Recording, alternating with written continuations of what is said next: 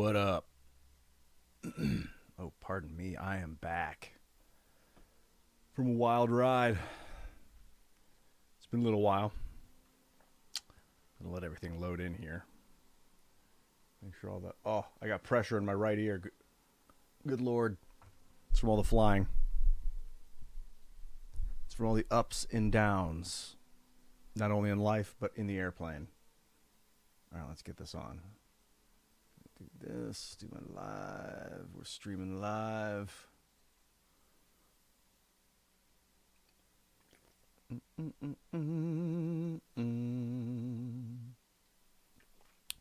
Do. What's up, Thomdrak? You are the first, dude. Welcome back. Good to see you. I don't know if I'm going to be gaming tonight. I just wanted to go live a little bit, do a little chitty chat. Wait, we got other chats coming in. Son of bitch, I need to load my YouTube chat because it's not coming through my main stream. Let me get that loaded up. No, son bitch. Uno momento, dude. I had such a good time in LA. It was work frenzy. I was out in Los Angeles shooting a movie, and it's like 12-hour days, but man, it doesn't feel like it because I love my job so much. This is a Spindrift that I'm drinking. This is a... Oh, okay. The chats are coming through now. I got 5 Zoot Joker Aslo. Time for some gaming. Haven't played Starfield yet. No, I haven't played it yet. I got ads, that's right. I'm fucking powerhouse now. Did I tell you this is a pineapple Spindrift? So I've been in the air for most of the day. I left Los Angeles at about... Here, let me put this in the gaming. I'm going to put this in the gaming playlist because it's called Crossland Gaming. I don't know if I'm actually going to play anything or not. I might throw up a game and just have it up. And, yeah, Red Dead 2 is phenomenal, Brett. I agree. That game is really good. It's not really my go-to style of gaming because I like games where your character can, where you can like build up your character over time and then you can go back and it's easier to kill the old stuff. So like it kind of rewards you. I mean, I guess Red Dead does reward you for playing more because you unlock like new items and equipment. Oh, big and juicy. Ian, you rock, dude. 5 Zoot Joker Aslo with the fucking super chat, dude. Thank you and welcome back. Big and juicy, Ian, you rock. All right, man. Big and juicy it is, dude. So I was out in L.A. shooting this movie, and it was badass as hell with J.R. de Guzman and Wes Armstrong. J.R. de Guzman's a national touring comedian, and Wes Armstrong is he was a superstar on Vine before Vine shuttered and turned Hollywood director. He had just come off working on a project with Kevin Hart, and the three of us basically starred in this short film. They call them films. They're not really films because we don't shoot on film anymore. We shoot it on video, but it feels weird to be like, I went to LA to shoot a video because it's like, what? I'm shooting a video right now. So I tell people, hey, I just did a short movie, and they're like, kind of sounds cheap, man. Why don't you just do a short film? So it's still disingenuous to call them films. They're not done on film. They were done on video. But really high-def video. They look as good as like really great film quality. In fact, you could argue it even looks better. And video is better in a lot of ways because you can punch in on areas, and like if we're shooting in 8K, which we were shooting a lot of it in 8K, if you just have part of the frame that you want to like capture and like blow up, because it's only going to like screen at 1080 or 4K or something like that, you get to kind of just blow it up. Oh, Kyle, you should be an actor. The thing about acting is it doesn't just come around to you. You got to pursue it. You got to go get it. You got to start doing it. You got to look around for local auditions. Look in the paper, I was going to say. Look in the newspaper. Look around for local auditions for like a local theater or something, or like some theater nearby and audition for plays. And yeah, it's all for free. It's not really, I mean, you can do the long-term thing of I'm going to go start working in the media and making money. At least this is what it was 20 or 30 years ago. It's probably a little different now because you can make movies and then upload them onto Instagram and get fucking 500,000 followers and become kind of like a movie star that way, because then the movies will cast you. You'll be like, what's his following? He's got 6 million followers? Let's cast him in a movie. But if you want to get good at acting, it helped. Theater was really good for me because you're always around people that are practicing, and it's a lot about practice and about doing it, and then you have a crowd around you that gets to, like, you get feedback from the crowd. Video's cool too because you get to watch your own performance right after you do it, and you're like, well, that sucked. That didn't look real. All right, I got to make sure I don't do that again. Don't shuffle your feet. Make sure you plant your feet when you're talking. You know, in the early days, a lot of actors will, like, kind of rock back and forth while they're talking, just nervous tics and shit. So keep your feet planted still and keep your body, like, as still as possible, at least your feet as still as possible, so when you're moving. Then when you walk and everything, it's very deliberate. You're walking for a purpose. You're moving for a purpose. I could probably teach an acting class. In fact, that would be a really cool, like, thing to do for, like, Patreon or something if I was going to do, like, people paying. Because what I'm going to do is open up my website so people can subscribe for $10 a month on my website. A lot of people follow me on YouTube and Twitch for $5 a month, and they get access to the Discord chats, like the subscriber chats on Discord. But something that I could give to people that subscribe $10 a month on my website is access to, like, a 12-hour acting course or like a 10-hour acting course or something with, like, 10 videos all about specific things like blocking, which is, like, the action itself. Blocking is about moving around and, like, where are you positioned in relation to the other actors or in relation to the camera and stuff like that. They call that blocking. And the purpose is kind of like you don't want to block, which is funny that they call it blocking because your intention is to not block the other actors. You don't want to block them from the camera. Blocking, dialogue, what not to do in dialogue, how not to make sure it sounds real. There are a lot of, like, kind of like noobish actors or people that just don't really know what they're doing will be like, I don't even know what you're doing. Like, they'll accent the pronouns, and no, humans don't do that in real life. There's the occasion we'll be like, no, he did it. Like, there are times when you'll accent the pronoun, but it's pretty deliberate, very not super common. So when you see these scripts, are like, you don't even know what I've been up to. It's like, dude, you don't even know what I've been up to. I would stress the word up in that sentence. I digress. It'd be cool. Yeah, like a workshop. Night Scream. Yo, shout out to everybody in the chat, man. We got Raymond, Guarado, Hados, Bedwab Blackburn. Good to see you, man. Who else is in the chat over here? We got Zachary Kale. I got to make sure that all my chats are involved because the YouTube chat's disassociated from my Streamlabs chat at the moment. Joshua Beckett. Good to see you too, man. Yeah, I just showered. I just got off the airplane a couple hours ago. Took an Uber back into the woods to my house in the woods. And from here, I am resting. I usually like to shower after the airplane because I want to wash all that funk, that weird airport scuzz off me and dig it out of my nose without getting dirty fingers up there and, like, wash off my fingers with soap and then go up my nose and clean it all out and blow it all out and stuff. Don't want to be breathing in that whatever the fuck. Ever since COVID particularly, I've been, like, a lot more, I'm going to use that word again, deliberate about cleaning. And it's actually been a good thing. Like, at first I was like, oh, have I gone too far? Am I neurotic? Because, like, I wash my hands a lot more. Oh, we got Treadbull with the resubscription, 2 months, dude. What's up, dude? Late night streaming, baby. That is what it is. Yeah, I decided to go live just to say hello to everybody and see what you guys are up to. Sean Bosworth in the chat. The actual Karl Marx is back. Yo, what's up, dude?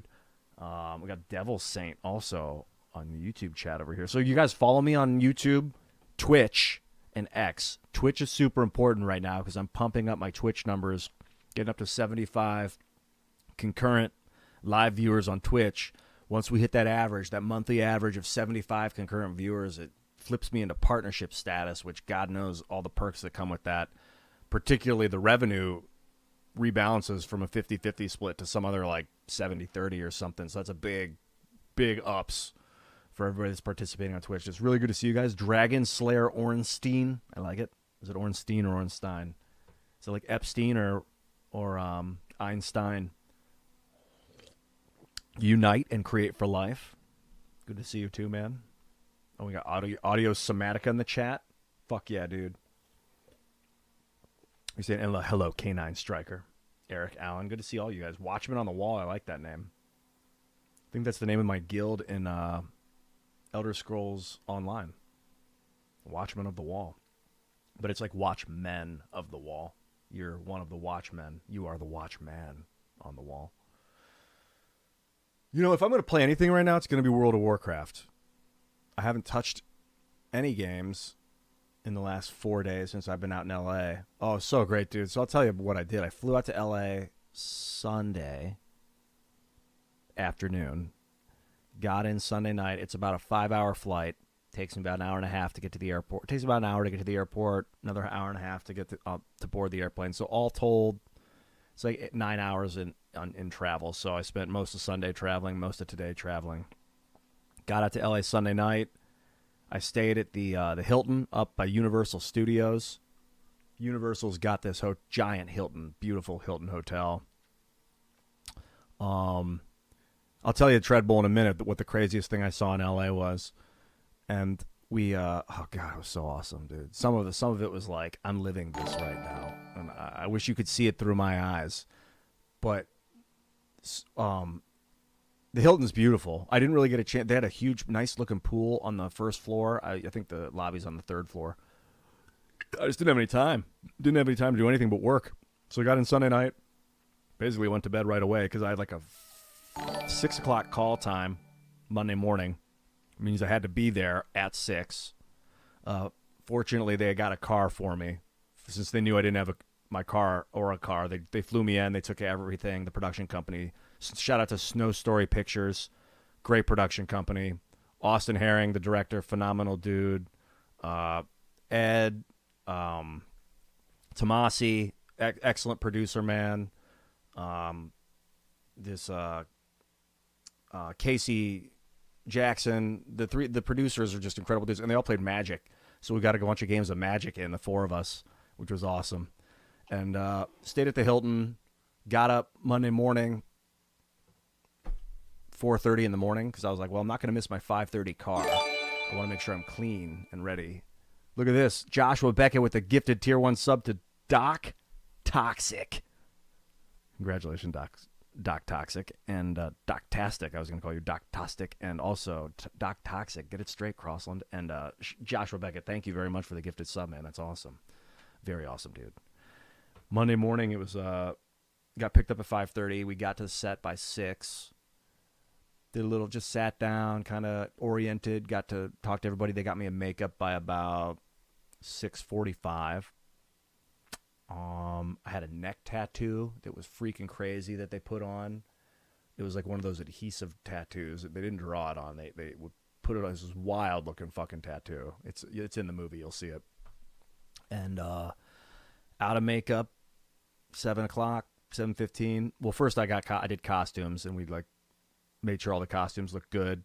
Have all my jewelry and everything that I got for this crazy looking costume. It was pretty cool.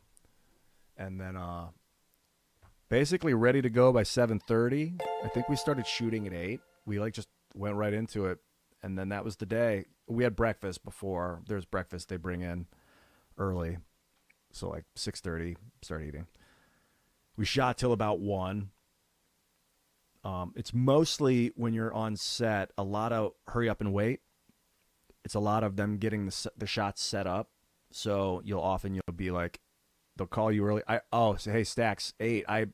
It's too early to talk about the names of it. I got to run it by the director and the producers and make sure see what they want me to talk about and what they don't want me to talk about, because it's just finished shooting and it's going into post and it's all their project. So I want to wait and make sure. I'll have a conversation with them and see. I was looking at how this piece of my hair was sticking up. It looked kind of cool on the line. I was like, boop. And then, so you stand around and wait. They get the shot set up. Takes 20 minutes or so to get the shot set up. You get in there, you do the take. Maybe you do 5 takes or 6 takes of the same take. The way this director worked is it was pretty loose. So it's if you want to try something, he usually let you try stuff. And that's one of the nice things about working on video as opposed to on film.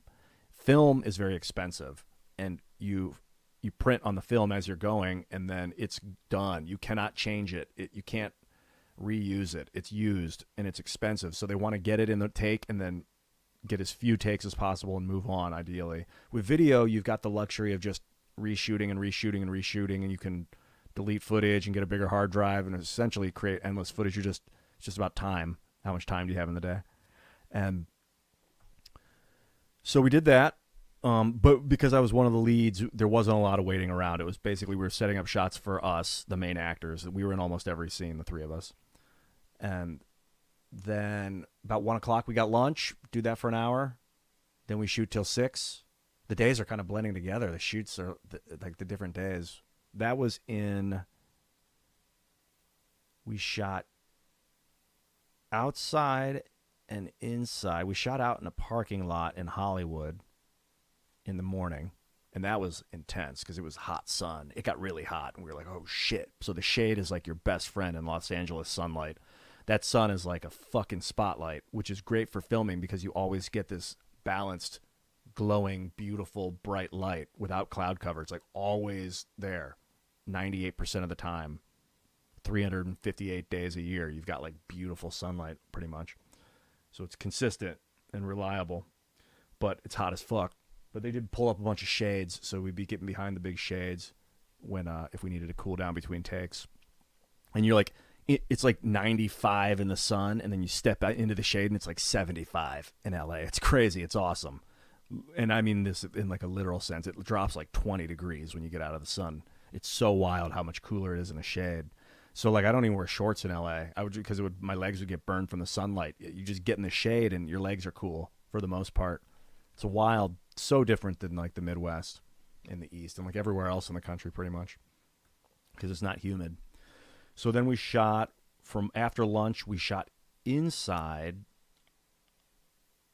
We shot indoors, I think, in the afternoon from 1 to 6. So the days were basically 12 hours. We wrap about 6. I think we hung out and played cards that day. No, we talked about playing cards that day. We didn't play Magic that day, but the next day we did. And then the second day, slightly later call time, I think it was 6:30 instead of 6. But it was in Orange County. So I rode down to Orange County with one of the producers. That was pretty fun. We just talked movies and entertainment and the industry and everything. We hung out. He's a phenomenal human being. Ed Tomasi. What's up, Ed? Love you, brother. He's super, super cool. Got down to Orange County. Look at this. Cheers. Joshua Becker with 100 bits cheering. That's what I'm talking about, dude. Cheer wall. 100. Orange County was cool. We had a house rented in Orange County.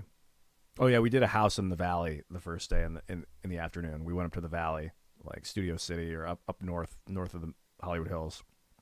And we shot outside of a house.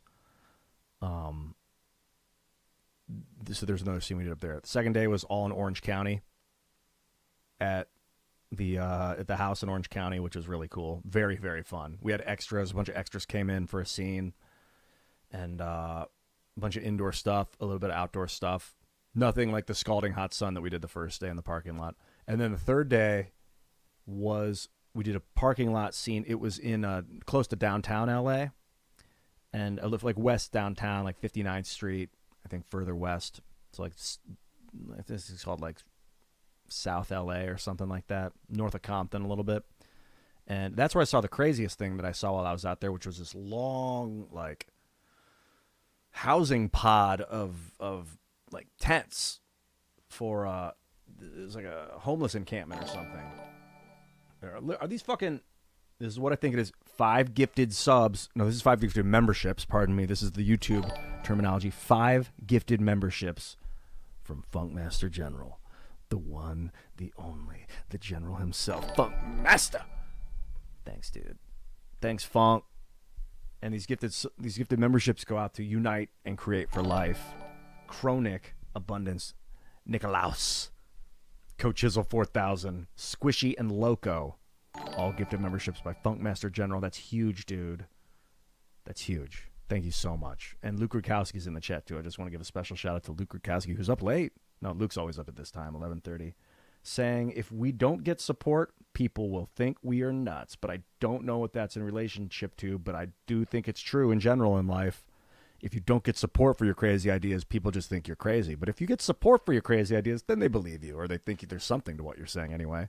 At least that's how I'm interpreting your statement, Luke. He probably has an even more deeper meaning than that. So support Luke Rudkowski as well if you haven't. We Are Change, dude. Motherfucking OG, truth teller, investigator since the beginning. I love that man.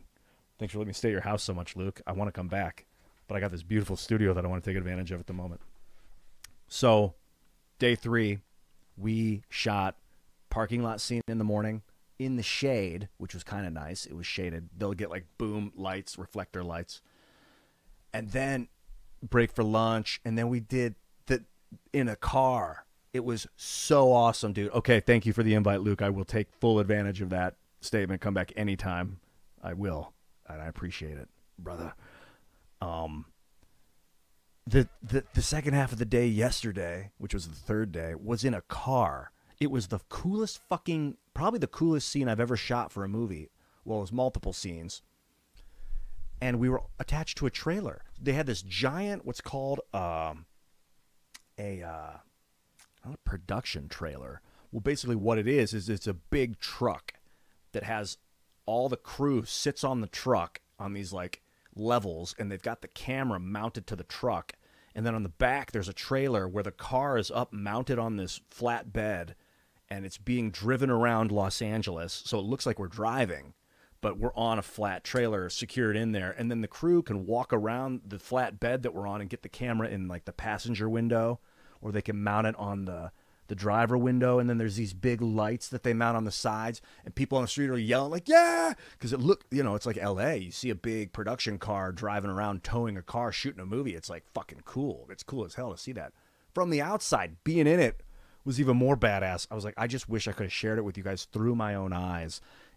It's one of those things where I don't know, man. It's one of the cooler experiences of being an actor. I did do something like that once before. My first commercial I ever shot was for Dr. Pepper, and it was in 2006.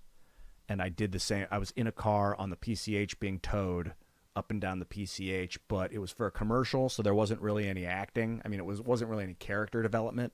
It was mostly just smiling and holding up the Dr. Pepper and looking around and stuff. This was more like scenes that we were shooting over and over again, where it'd be like, all right, try it again, but raise the energy. Ian, make sure your face is down a little bit, but don't block the rear view mirror. Wes, fuck it, great. I love it. More, bigger. All right, bring it down, and then like between takes. All right, again, faster. Great energy. Keep the energy, but I want a little bit faster. Squeeze it in. Get it said. 4 seconds. Like great direction. And we're just hot as balls in this car. With between takes, we'd blast the AC, and then when we'd do the takes, we'd roll up all the windows for sound because they've got us all mic'd up, or whoever's going to be doing audio, and they've got like. They couldn't get the boom mic in the car, so we were all on lavalier mics. Well, I wasn't for these particular scenes. I didn't have to wear one, but Wes and JR were wearing lav mics, so they, Sky's out there getting the sound. Sky, shout out to Sky, the technician, sound man from above.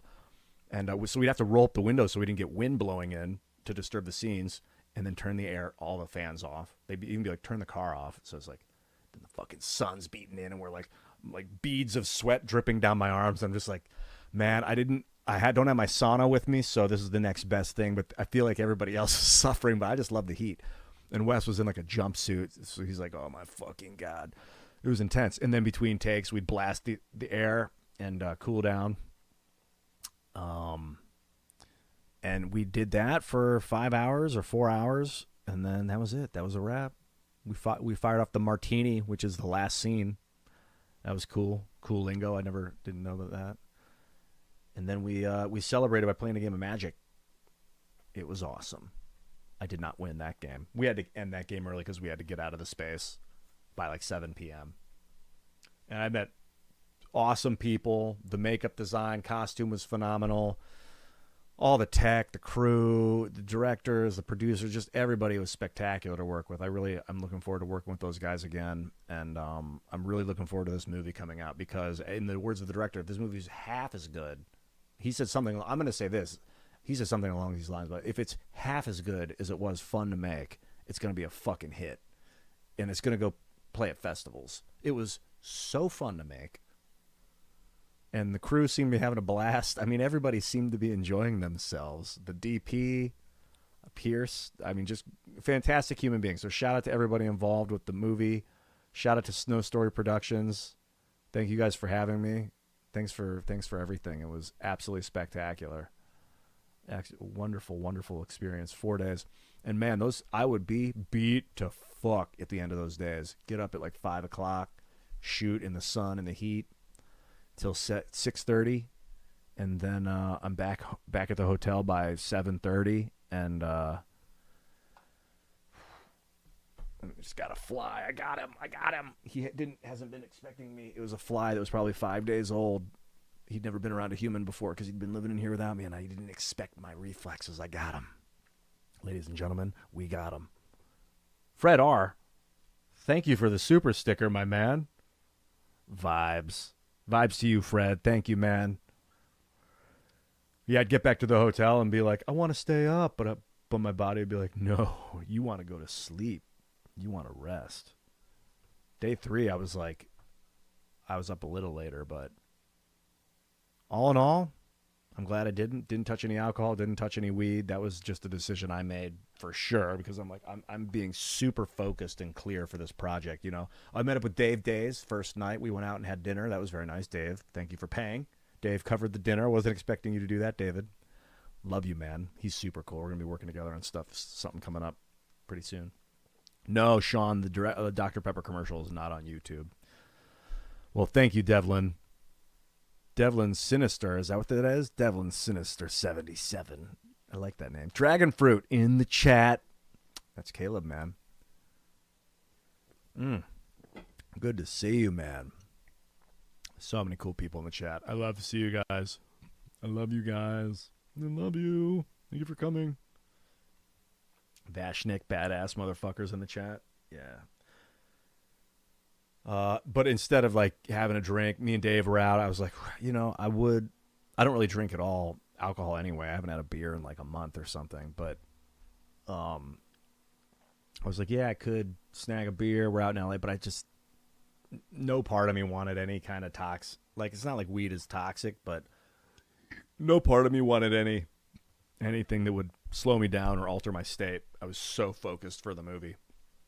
And I'm glad I did, because it required a lot of energy. I did do some coffee, almost to the point where I felt like the coffee was wearing me out. Like I needed less of that. I was just firing on adrenaline. It was so badass. I don't know what clam jams are, Bud's Bunny 710. Could we get some clam jams? You mean like some music? I'll probably be playing music tomorrow. I'm taking it easy tonight. I'm going to be resting my ass tonight. I might game a little, though. It was nice. It was nice to get that out. It was nice to get that in a live stream. I made a little video about it earlier today when I was leaving the Hilton. So, I mean, what have you guys been up to? What have you... Tell me about it. Tell me about your week. What did you create? Vomdrak, what'd you do? Raymond Guarado. You picked the feline character to kick Haitian ass. Nice job. Haiti. I am from Haiti. Tim was telling me that one guy, Tim Poole was telling me one guy was, he's like, they keep calling me African American, man. I'm not from Africa. I'm from Haiti. No, and Tim was like, dang, that's fucking racist. These motherfuckers. Yeah, I could pop on a little World of Warcraft. Yeah, I'm going to pop on a little World of Warcraft and see where it's at. Diablo's been installing pre-release content download. It looks like Diablo just downloaded the expansion. Oh, shit. Is it ready to go? I don't think it's ready yet, is it? No, Diablo expansion's not coming out till... Yeah, it's not out yet. It just downloaded. It pre-downloaded the game. Dude, Diablo 4 Vessel of Hatred's coming out soon. I'm looking at it now. This shit's going to be nice. You guys going to get it? Oh, I love... Diablo's such like a relaxing focus. It's not as intense as Heroes of the Storm because it's PvE. You don't have to be quite as on your toes as you do when you're playing PvP. But at the higher difficulties, if you stand in the red stuff, you're fucking done. But World of Warcraft is kind of like more relaxed than Diablo. At least it has been, kind of. I'm going to throw up World of Warcraft. I think it's time to check in on Shantasm and see how the Druids of Night are doing. The Druids of, what's the name of that continent that they're from? The Night Elves? No, I'm not a blood elf. Martin's made it asked, or just stated blood elf. I'm not a blood elf. I'm a night elf. They didn't have blood elves back in the day. I might have picked one, but the whole blood thing, I probably would have picked night elf. I like the good guys. Yeah, Teldrassil, the night elves of Teldrassil, dude. I mean, it's a world tree. Who doesn't love a good world tree? I've always been drawn to the good guys, even though history writes the story like, who's to say the Alliance is the good guys? Maybe they're not as chaotic as the Horde or as destructive, but that doesn't mean that they're necessarily good. Like, oftentimes destruction tends towards evil. But sometimes destroying something is a very good thing to do. If the thing is devastating reality and you destroy it and reality is no longer being devastated, then you as the destroyer have done a good thing. So there are times when destruction is a very good thing. Now can be a dangerous tenet, because if people become a destroyer, like in Hinduism, there's the god is split into three. There's like the Trinity, the triad of gods of Vishnu, Shiva, and Brahma. The Shiva's the destroyer. There's the creator, the destroyer, and the protector. And the three of them, the three aspects of God, kind of are split out and become like real. They're probably actual warlords or something, but Shiva the destroyer. And sometimes, the best thing you can do, like I destroyed that fly earlier that had been probably landing on fecal matter and then coming and landing in my water and transmitting bacteria into my throat, potentially destroying me and making me sick. So the destruction. Did you just say what I think you said, Coach Chisel 4000? Earl Grey hot. We're going to get replicators one day, man. And I'm going to order Earl Grey hot from that thing. But wouldn't the computer be like, how hot? Or you think he pre-programmed it? And he's like, by the tone of my voice, you will know how hot I want it. Let me see if the game's on. No, it's not. It's not picking up Warcraft yet. Let me see if I can fix that. Give me that setting. Give me that shedding. Yeah, here we go. Here we go. I'm in. You know I love my Shantasm. Look at that hat. It's got like a candy cane and a Santa hat.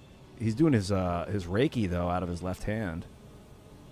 Dude shooting heat energy spikes out of his left and right hand. This is Reiki, man. You pull in through one hand. I usually pull in through my left and then out through my right.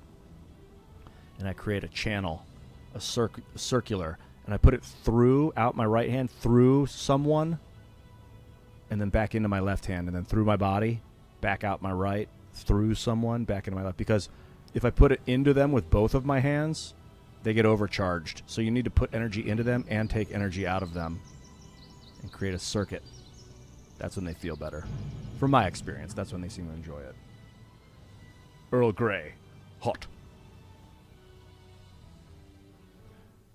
Just your friendly reminder, subscribe to me on Twitch, YouTube, and X. Get it on. Particularly Twitch, though.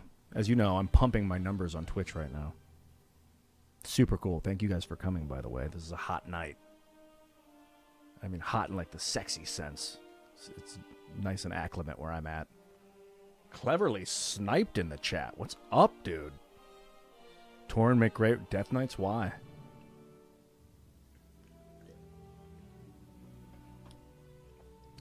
Yeah, that's what I'm talking about. Zach Devlin. Now, don't get so caught up in some World of Warcraft that you hold out on your new auditions. Like old Henry Cavill, big WoW gamer.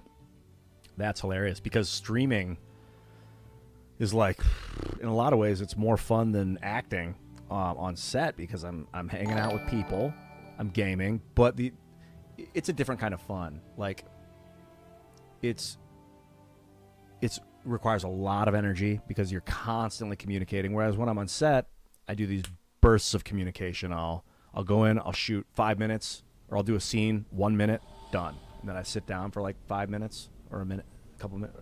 Or like we'll shoot like a series, like a sequence of like the same scene 5 times, 6 times for like 10 minutes or 12 minutes or 15 minutes, and then done. And then you sit there, he's like, okay, you're good to go. You can hang out. You guys can hang out for about 20 or 30 minutes. We'll come and get you when we're ready. And you go sit down on the couch, do whatever. And honestly, I could go live while I'm sitting down on the couch. I could manufacture it, and probably should, where I bring my laptop, I got my station set up. Between scenes, I go live for 20 minutes. Hang out with you guys, talk, chill. Other actors can come sit down. We can all talk behind the scenes. We got the next scene coming up. We're going live. I'm going to have to, the stream ends. It could be a little disjointed because sometimes it's only 10 or 15 minutes between takes. Sometimes it's an hour. Very, very rarely is it ever like more than 40 minutes if you're one of the leads. But also something I'm noticing, Zach, in relation to don't get so caught up in WoW that you hold on your new auditions. No, you're right. I was going to say that I'm sort of at the stage of my career where I don't have to audition anymore. Not really. Well, I don't have to because I don't feel like I have to be in movies. But I got asked to do this role. I didn't audition. And it's kind of it's become, because I've done so much work and people know who I am, that they'll contact me and ask me if I want to be in a movie, which is so much better than running around not begging for work, but like part of why I got burnt out on Los Angeles in like 2009 and 10 and 8, 9, 10 is because I was driving. What I would do is I'd get up, I'd go work my job at the Gap or wherever. There's some day job that I couldn't stand. I'd go wait tables for 6 hours, and then I'd come back and I'd have an audition at like 3 o'clock, and it'd be like 1:30, and I'd be like, all right, shit, I'm in Hollywood. The audition's in Santa Monica. I got to drive out there. It's going to take me 50 minutes to get out there with traffic. So I'd have to, or it'd be like 40 minutes, an hour and 10 with traffic. So then I'd go and get out to Santa Monica, and then I'd be like, all right, and then if I'm lucky, I've got 2 auditions. That's a good thing. In LA, you want auditions, and be like, I've got 1 audition in Santa Monica at 2 p.m. and I've got another audition in the Valley at 4:30. So I'd go from Hollywood at like, and some days I'd have to like call off work and find someone to work for me. So there's all that stress of like, oh my god, I got an audition. So I'd call off work, if they were cool with it. And a lot of places in Los Angeles are like, yeah, we know you're an actor. We know if you need to call off. But I'd have to like find someone or piss the manager off and be like, can you find someone? I got a job. And they're like, okay, don't make a habit out of it, but yeah, we got you. Get out to Santa Monica. I leave at 12:30. Get out to Santa Monica for the 2 o'clock audition. I sit there. I wait. Sometimes it doesn't get going until 2:30 because things are behind. Do the audition. I'm out of there by 2:45. Drive back to Hollywood. Get back to Hollywood at 3:40. Then I got to drive from Hollywood to the Valley. It takes me another 40 minutes. I get to the Valley at 4:40. Do my audition for 15 minutes, and then I got to drive back to Hollywood, but now it's rush hour, and it takes me an hour and 30 minutes to get home, and it's like cost me $30 in gas. Drove for 5 hours to do 2 auditions that I never hear anything back on. That happened so many days. That happened at least 20 times. Now, I would say that's an intense, sad. It never happened 3 auditions in a day. For me, other people would, but for me, I only had ever had 2 in 2 different areas of Los Angeles County, which is like, however many 40 square miles or God knows however many miles, and then it's like it was very draining. I had a Mustang, and it would get like 16 miles a gallon. I'd be sitting in traffic, just losing. I'd be like, this is because I was making $11 an hour, $12 an hour working at the Gap. And I'm like, this is costing me money just to sit in traffic. And I'd be calculating, can I eat groceries this week? I can buy celery. Like, can I afford? What can I afford now? And I'd be like, I can't really afford that. And I'd be like, oh man, every $20 is like such a big deal. And So that I got really burnt out on, and I was doing it was a bunch of commercial stuff too. I wasn't going out for much theatrical stuff, which is like character work, like movies, television shows. I was doing commercial work. I had a commercial agent, and I didn't understand at that stage of my career that I really needed to find a theatrical agent. Just had this commercial agent, and they'd get me the occasional theatrical audition. It was a 97 Ford Mustang. I think it was a 97. Might have been a 95. Could have been a 2001. I think it was a 97. It was silver. Cool looking car. It was the first car that they offered me. Yeah, it was a Mustang GT. My agent was like, "Hey, my buddy's a car dealer. He got this Mustang." I was like, "I'll take it." I didn't even. My first car I ever owned. I didn't know. I didn't think. I was just like, "I'll take it." First car they offered me. I was like, "Yes, I want it. I'll take it. It's fine." It was like $16,000 or something. I don't know, something like that. Or no, it wasn't that much. It was like, no, it was $8,000.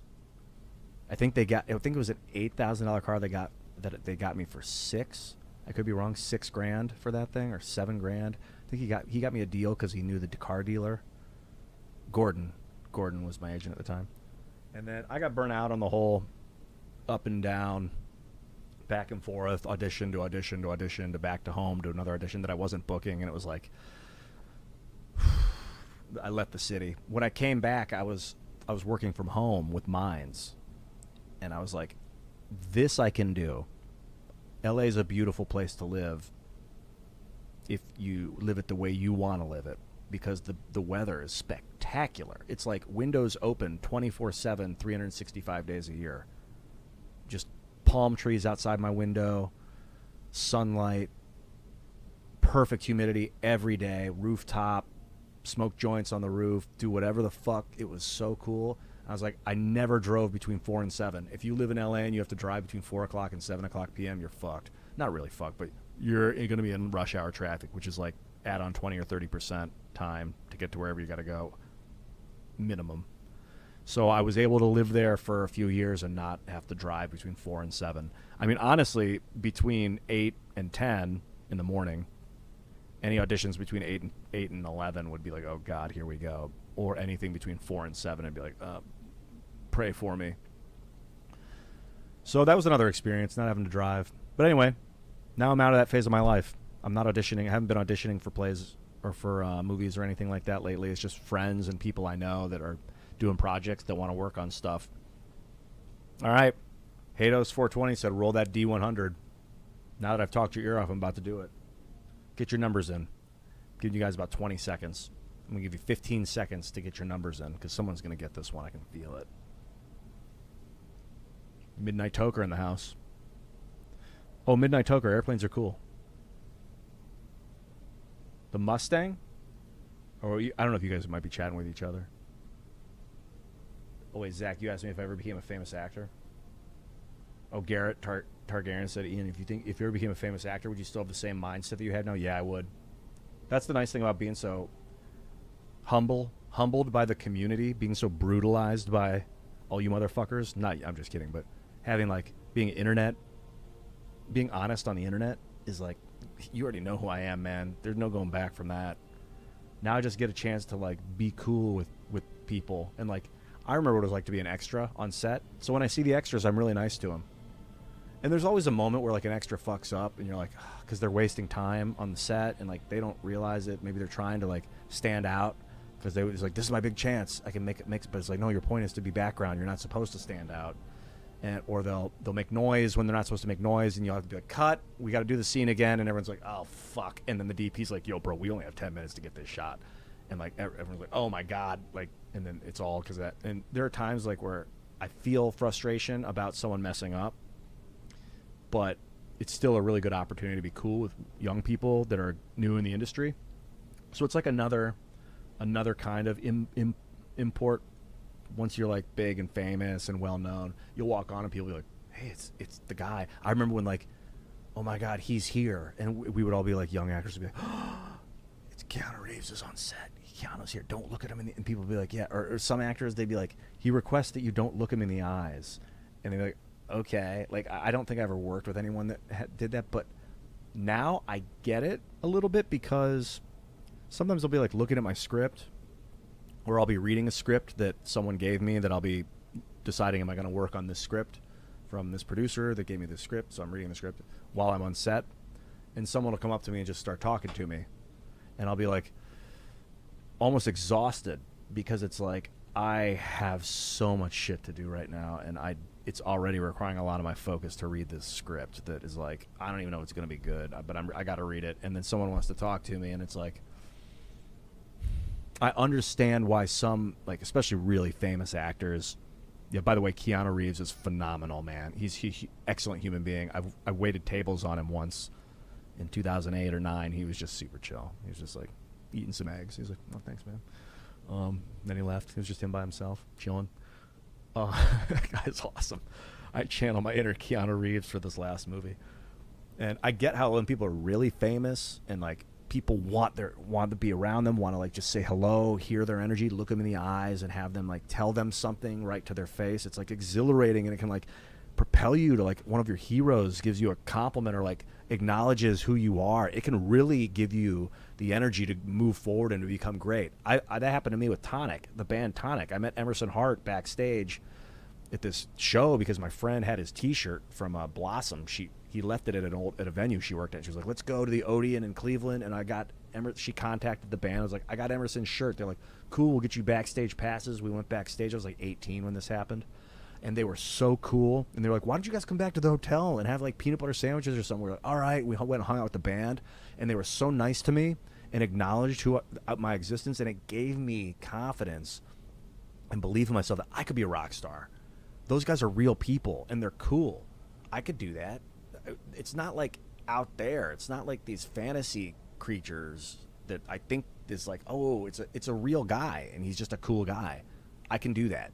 And it like gave me confidence for years and forever to this day. It gave me confidence. No, and now when I see him, I'm like, and then sometimes you see those people again, and you're like more famous than they are, and it's like this inverted relationship. But like it's just like every time I see Emerson, I love that man. And Jeff too, the guitarist, he was super cool. And Dan, the bassist, was drunk out of his mind. The drummer wasn't there. Dan was like laying on the bed, almost passed out. He was so wasted. Super fun night all around. So that's a good opportunity as like when you're a really famous actor. People want that energy. They want to like just be seen by you when you're really well known and lovable as an actor, because part of like being a successful actor is that people love watching you and being around your presence and like learning from the way you behave and stuff. So a lot of people will come up to you on set, and like probably every other like actor that you've never met would like to have a conversation with you and be like, so what's it like? And maybe we'll become friends, and then maybe we'll work on something in the future. But for you, it's like, I still got to do this fucking thing. And then I still am like a human. I want to go talk to my girlfriend, and then I want to go have lunch, and then I'd love to like relax for a minute and not think about anything, just kind of like stretch. And it's like, it's kind of like, that's a balancing act. So some of the actors are like, so they do it so much that they're just like, they request like, I don't want anyone coming up to me and talking to me. Make sure that no one even makes eye contact with me. I think it wasn't Tom Cruise. It was some huge famous actor was like, yeah, don't let anyone make eye contact with me while they're on set. Was it Nick Cage? I don't know. I don't want to shit on Nick Cage. And it's not even like it's a bad thing. It's just sometimes it's like you do so many movies and so many people come up to you and distract you while you're trying to like get this character just right. Like you can kind of just phone characters in. You can like get your script and be like, all right, when the camera's on, I'm just there. I'm doing it. But like, you can also get into it and like really be that thing. And if someone comes up to you and starts talking to you with their energy, you're like, if I respond to them, I'm going to get infected by their energy right now. And that's going to change the character that I'm trying to create for this movie. Oh, it was Christian Bale. Yeah, it was Christian Bale. I think it was Christian Bale. It might have been, yeah. So I think so. He's been people have mentioned that he is like, doesn't want distraction while he's on set. And he gives some pretty phenomenal performances. So there's definitely something to be said for not distracting the actor while they're focusing. But I always love to be cool with people, man. It's the nice thing about doing podcasts for a living is when we do live shows, there's no I'm not doing a character. I'm just talking. So like after the show, I'll meet you guys, or I'll come out and like just shake everybody's hand, and I can like, who are you? What's your name? And like hear about your story, and like, you know, sometimes people want to like go on for 10 minutes, and it's like, all right, I do have other stuff too, but yeah, I mean, okay, but it's very, you know, don't go crazy, you know, just be cool.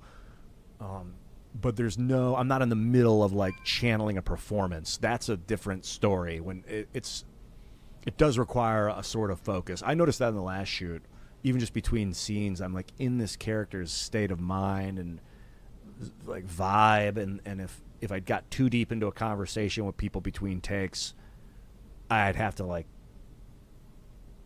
get back into it somehow. And it's not impossible. It just requires like maybe a level of discipline or focus or something.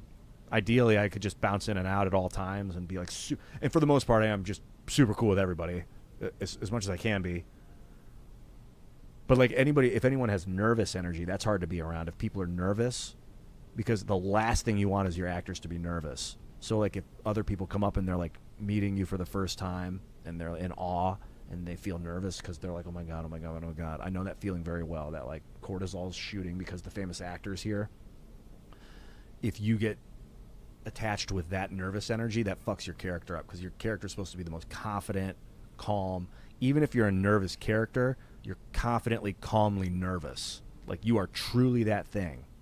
It's not like if you're actually nervous, it's not going to be as good as if you're like nervous because so I hope you understand what I mean by that. There's room for error. Nothing that I'm saying is like for sure all the time, but these are just some insights as to how things change as you become more famous. It's kind of a long answer to your question about would I be the same guy if I was like super famous. I go to the airport sometimes and people come and be like, Ian? Sometimes they'll be like, Adam? And I'll be like, no, I'm Ian. And I'll be like, oh, okay. Oh, but they're like, Ian? And I'm like, yeah. And then I'll talk to them. And I'm like, that's cool, because there'll be like one guy here, girl over there, guy over there, every once in a while. But I think like, what's Rogan go through when he goes out? Like, do people just all day come up to him and like, oh my God, you're Joe? When they say like, oh my God, you're Hados 420. Like they'll be like, oh my God, you're insert name. And you're like,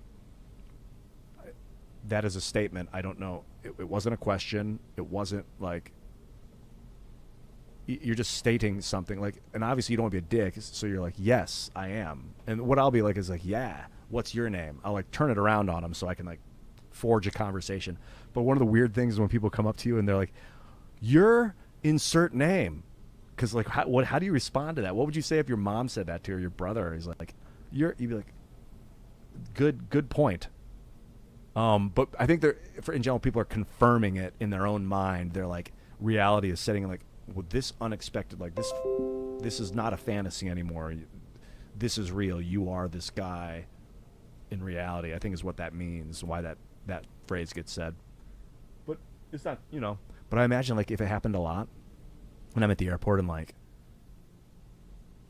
30 people came up to me while I was walking to my gate, and then like I'm sitting down at the gate like thinking about like looking online at like some notifications, or like trying to read a script, or like pull up a game or something, and like people are talking to me while I'm sitting there a lot. It would be a different reality, man. That'd be wild. I'm open to it. You know, it's a burden. That's the burden they say about fame, is like it becomes a sort of burden. But Rogan wears disguises. Polly Walnuts, nice one.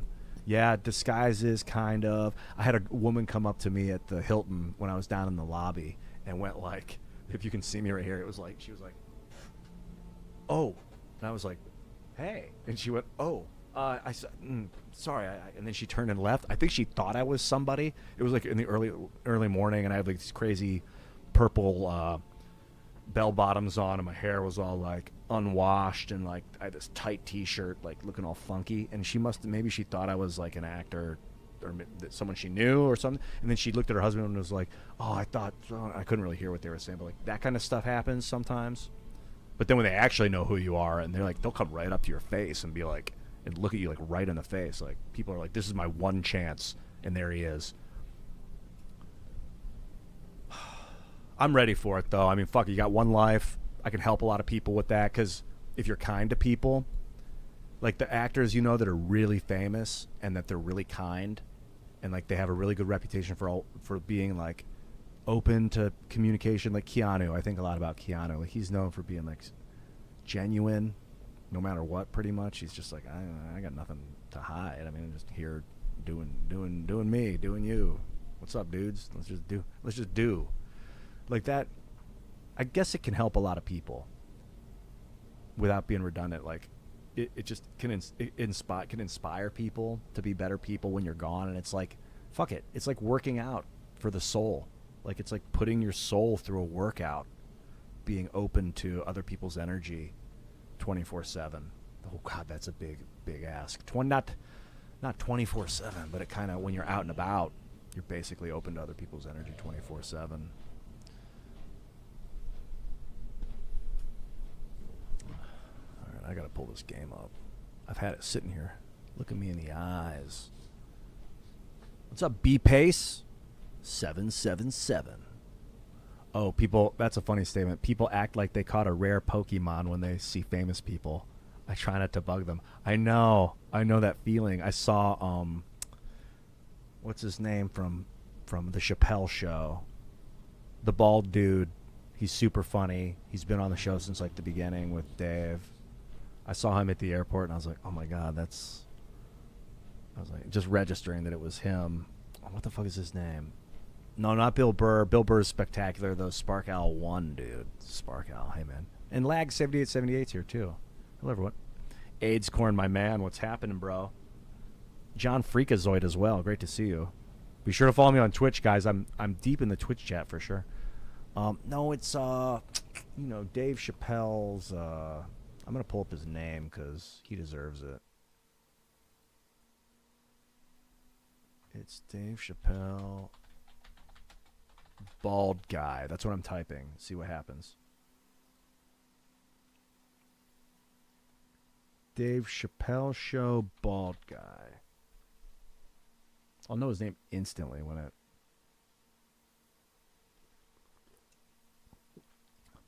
Fuck it. Doesn't really matter. I saw the guy at the airport, and I was like, shit. And then I was like, I bet he gets just like mobbed by dudes when he's out and about. So I was just like, chill. And I was like, God, he can probably feel my energy now that I know he's over there. Oh, man. I got to be super chill. Ah, fuck. That's how it is. I was just thinking about Rogan, too. The first day I met Rogan, Joey, was after one of his shows. I went out. After the show, Joe would greet fans. I went there with my buddy Jeff Bassman. I was like, Jeff, I'm going to work with that guy. I was telling Jeff how I was going to like work with all these people. And he's like, oh, okay, dude. And I'm like, no, I'm going to. These are all like my friends. Like, but he was like, okay. But I don't think he realized what I literally meant it. Like, these are all my people. Brian Callen, like, I've interviewed Callen. We are great friends. We get along extremely well. I'd like to get Callen in the next movie, actually. But it's like you tell your friends that, and they're like, okay, and you're like, oh, they just don't get it. They don't realize that I mean what I say. I met Rogan after one of his shows, and I was like, Iron Fertilization's where it's at, Joe. And we talked about that a little while. Yeah, it was Donnell Rawlings. Yeah, Donnell Rawlings. I saw him at the airport, and I was like, stay cool, dude. Don't get the nervous energy, man. He's chilling. He was like eating something or just off the airplane. Then the last time I saw Joey was when we were all in Austin doing the show, and it was like person overload, and Joe was like, "Oh my God, there's so many people around me trying to talk to me right now. Oh my God." I was like, "Oh God, just stay chill." He doesn't know I'm the same guy. Yeah, fame is a delusion of the ego. I like how Lag 7878 said that fame is delusion of the ego. It is a delusion of the ego. Yeah, it's not real. Just be present. It's not real. It doesn't really mean anything. Like, I feel like the same guy, no matter that I did in 2015 as I am right now. A lot of it's because I've been inside a lot. Like, haven't been doing a lot of stage work. When you're on stage and there's like, even when I'm doing like Turning Point or these big shows where we get like 10,000 people or 15, whatever, thousands of people in the audience, it's still pretty much the same thing. You just meet a lot of new people. It's when people come up to you a lot.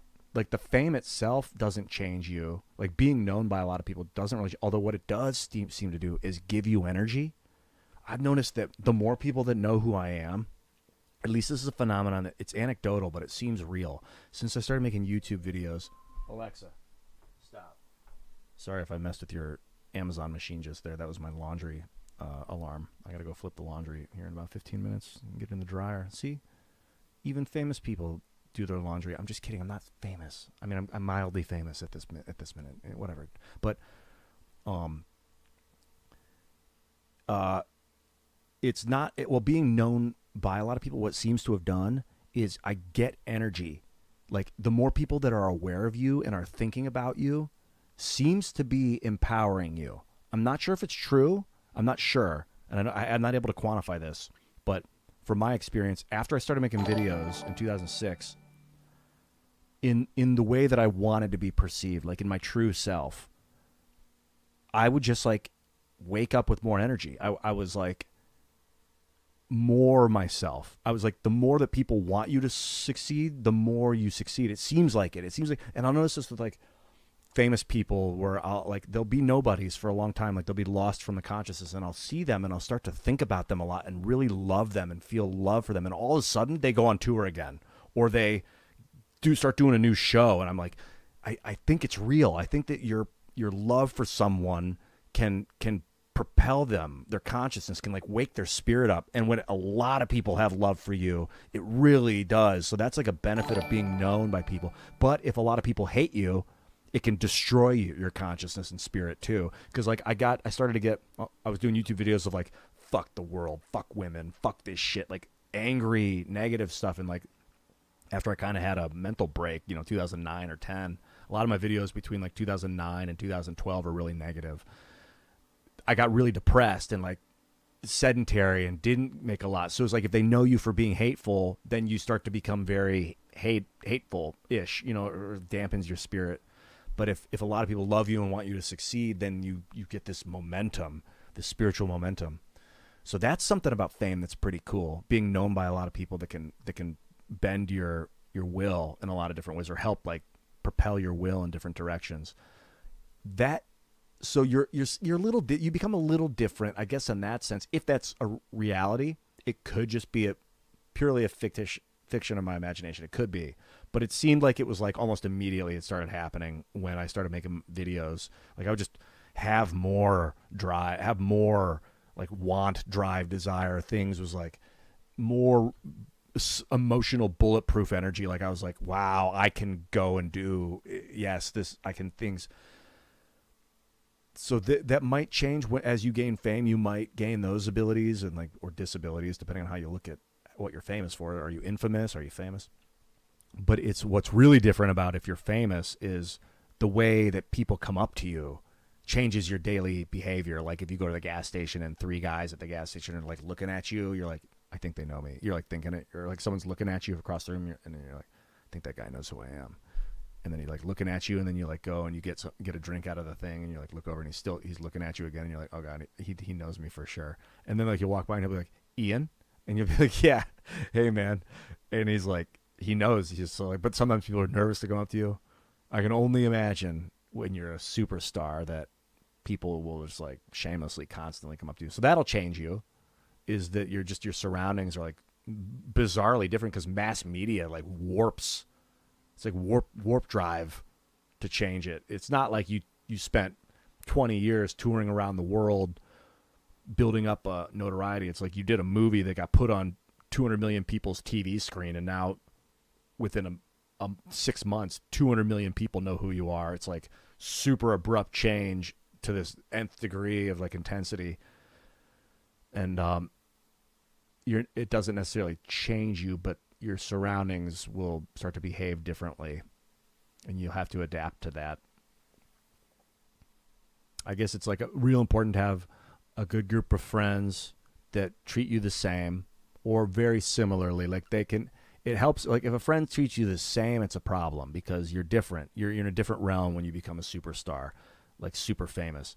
So you want your friends to kind of bend a little. Like if they've known you for 30 years, they want to just treat you like that kid from 30 years ago. But like the really wise ones will be like, I am going to let you have this metamorphosis and I'm still going to treat you like a real guy. But I can acknowledge that you're changing now and things are changing for you. And that's, I'm not going to try and be the alpha when we're in the room all the time and like still tell those same dumb jokes. Like you have a new responsibility when you're known by millions and millions of people to like do good. You can't just tell racist jokes. And I mean, fucking can, I guess, but like you need to live up to those standards. If people want you to be one of the spiritual guides and leaders of humanity as a famous person, then like you have a duty to become righteous. And if your past isn't, you know, some people will shed their old friends because that old life isn't helping them create and continue. Like I came from a world of like, are you sure you want to try that? Because you might fail. You might just not want to try. I had to like get out of that lifestyle and go into the ones where I am going to succeed. Success is the option. I will try until it happens. And that's where I live right now. And that's when I got into acting. That's how my mindset changed. And I had to kind of let go of the people from my childhood city who are like, I don't know, man. It might, you know, all that whole like Cleveland Browns. He's going to get injured anyway. We're going to lose anyway. Like I fucked that mindset. I had to get in the mindset of this is how I'm going to win. Winning is the outcome. So how's it going to happen? And nothing is going to stop me. I will continue until it happens. Like I will press and change every option until I fit the puzzle into the position that of what it is, which is success or creation or whatever. And some of my old friends are just, I distance myself from them because it's like if you don't change, and you don't want to expect your old friends to change, you've got to change.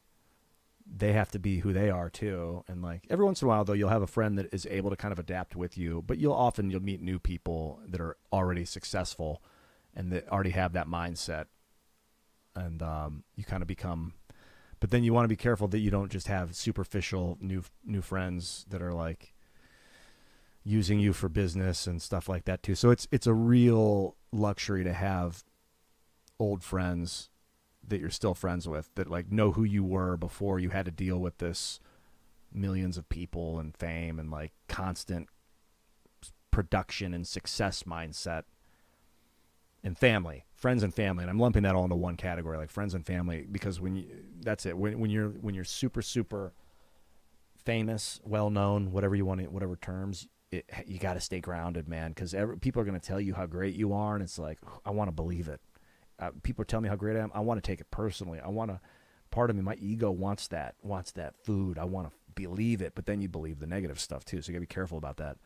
And it's like you're just a guy, dude. People think they know who you are. They think you were only grounded once solo parenting. Lucky. I got grounded like every semester for getting a C. They lightened up on me, my parents, and I in 7th grade they started only grounding me when I would get D's. But before that, 6th and 7th grade, I'd get grounded for C's. Couldn't stay at my friends' places on the weekends. It was brutal. Odysseus, what's up, dude? Good to see you too. Lag 7878, your internet is potato. Did you manifest potato-ness for your internet, or because your name is Lag, or is it just you're just paying for shitty internet? Hello, Eckham.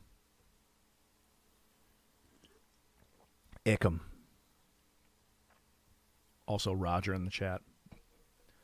All right, I've been staring at this World of Warcraft screen for a long time. I got to make it worth my while. Let's run an instance. It's been a little while. So I decided while you guys were gone to switch it up a little bit. I switched up my talents quite a bit. I went on, I think it was like WoW, some website. I know that's kind of vague, but it's I'm going to move this out of the way so you can see my talents. I went on some website, sorry for the vagueness, and looked at talent trees for the restoration druid, and they were like, do not do what Ian Crossland is doing. And I was sad because I liked my build, but they were like, but everyone I would go into instances, one guy was like, yeah, I was like, sorry guys, I'm testing out a new talent tree. He's like, LOL, I know, I'm doing more healing than you. And it was like the tank. And I was like, oh God, I think he's right. So I have to just adapt and acknowledge I have to go into Tree of Life. So I found out this is purely aesthetic. Treant form does nothing. It's just funny. Like, that's funny to me. Running around throwing your arms in the air is hilarious to look at. But they made this is just an aesthetic skin that the Druid can pop into at any time. Unfortunate, but whatever. It used to be an ability, basically, but they changed that ability into this Incarnation Tree of Life. Shapeshift in Tree of Life, increasing your healing done by 10%, increasing armor by 128%, and granting protection from polymorph effects.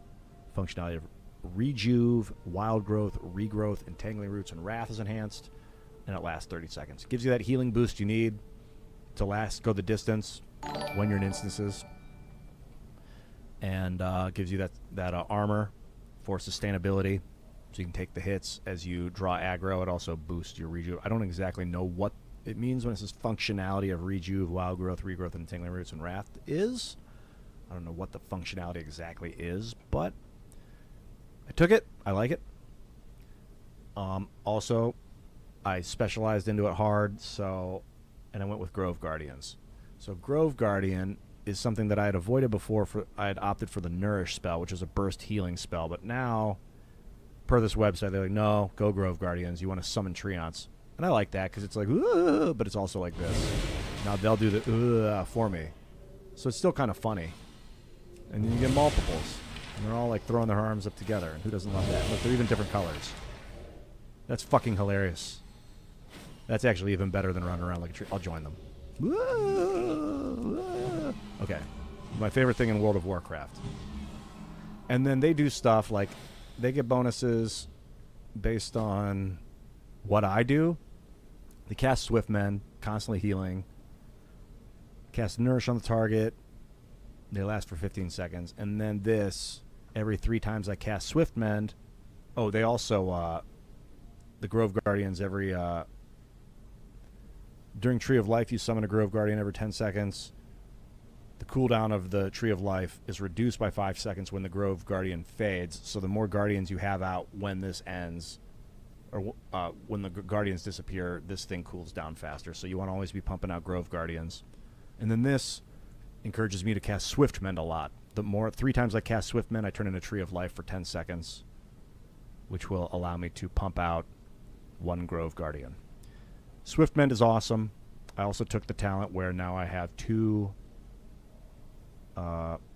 charges of Swift Mend. So I'm really going to be Swift Mending a lot. Swift Mend is this huge burst of healing that removes a regeneration ability from a guy. I also took the this is probably my favorite Druid spell. It's an instant healing regeneration spell. Heals 41,000 health over 17 seconds. Now I can apply it twice to the same target. So my Swift Mend won't remove it. If I have 2 on them, I can remove 1 of them, and the other one will stay. That's the biggest changes. I also took this ability, Flourish, which extends the duration of all my heals and increases the rate of my heal over time effects, which is pretty cool. So I'm really in a healing over time mode. And then this build is like, hey, oh, Merlin, man, good to see you too, man. Thanks for stopping by, bro.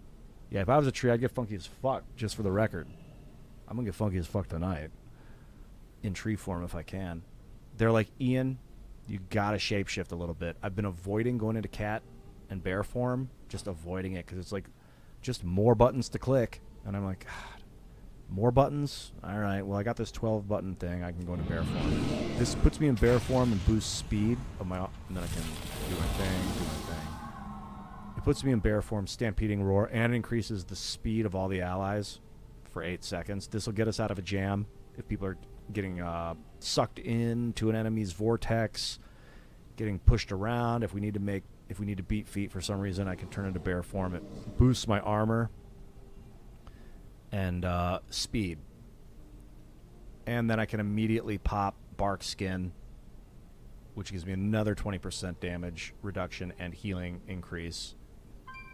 And then I can fire off Frenzied Regeneration right after that, which is a regeneration, 32% health over 3 seconds. So it's a big armor boost, speed boost, healing regen tack thing that I can do.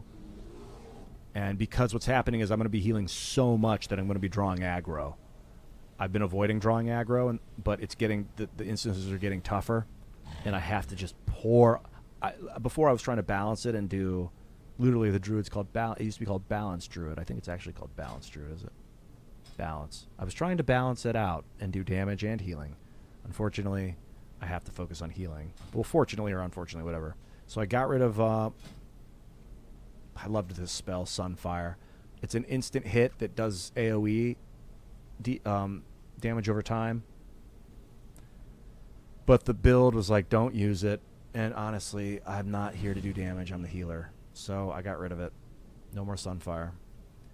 Instead, it got me to go for Stampeding Roar. So I'm saying this with such a defeated sound in my voice I can hear it. So this is my bear shit. Pick through it if you want. No, actually, I'm going to enjoy it. I'm enjoying it. This is pretty cool. I haven't really used this yet. This is like an amazingly powerful ability. Heart of the Wild.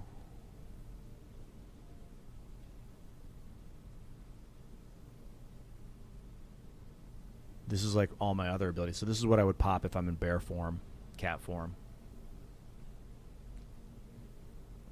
Understand abilities, not... Yeah. Multiple uses of Iron Fur. What's Iron Fur, anyway? Oh, it's this. This is like if I actually have to fight in bear form, I can at least hold out a little bit. Frenzied Regeneration has 2 charges. That's cool. So does that mean that if I go into bear form, I can Frenzied? It has another charge, but... Oh, no, I got to use Heart of the Wild. So let's say I'm really fucked. I can go da da. Booyah, booyah. Yeah, it's big regen. Big regen. Going into bear form gives me 24 rage. So I have enough rage to fire off 2 frenzied regenerations if I Heart of the Wild. I haven't messed with cat form at all. And, or I can do it and that'll make my balance spells, which is like this, Starfire. Cast faster, or Wrath, I guess, cast faster. I'm not... Oh, there it is. Tree of Life. Damage increased by 20% and instant cast. It's telling me what the Tree of Life does for it. What's this do with Tree of Life? Healing increased by 40% and mana cost reduced by 30%. Excellent. Tree of Life instant cast. Fuck yeah. And what does this do with Tree of Life? Affects 2 additional targets. That's for like raids. If we're raiding. That's fantastic. Oh, that's huge. Huge. Now I know. Instant cast regrowths. Cool. I also picked up this, obviously, for bear form. More health and armor.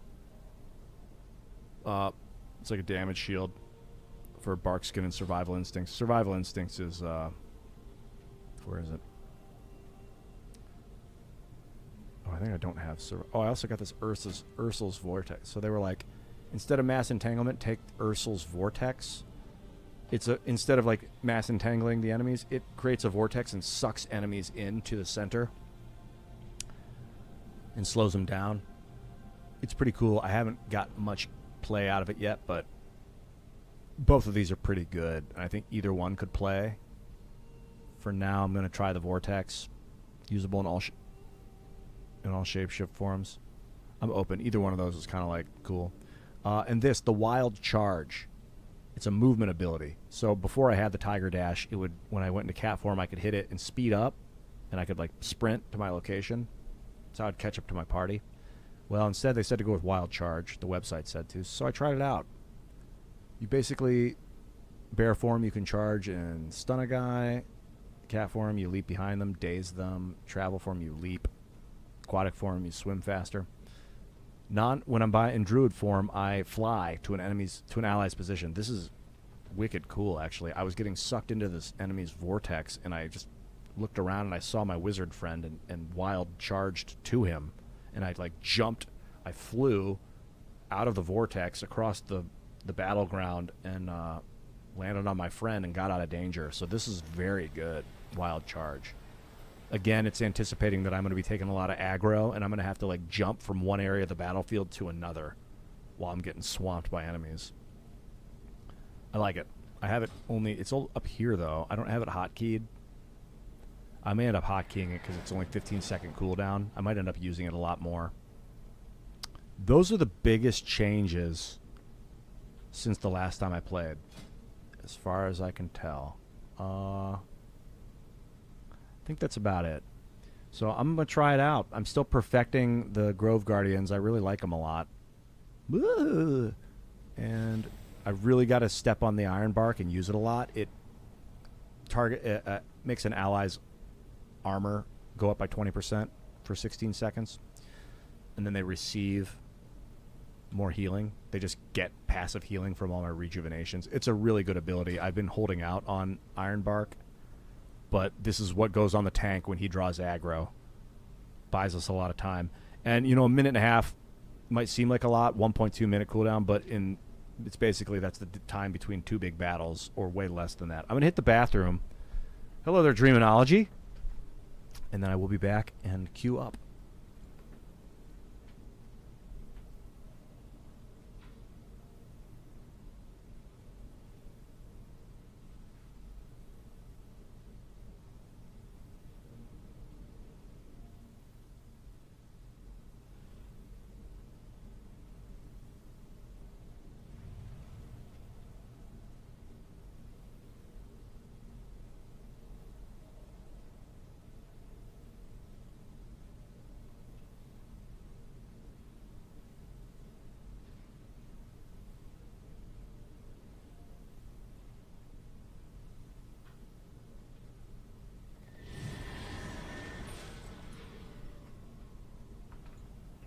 My mantra is leave no skill unused. These are my specialties. Oh, biggest change, I guess. I'm no longer a wild stalker. Wild stalker. I was, because I thought I want to cast more healing spells. I want to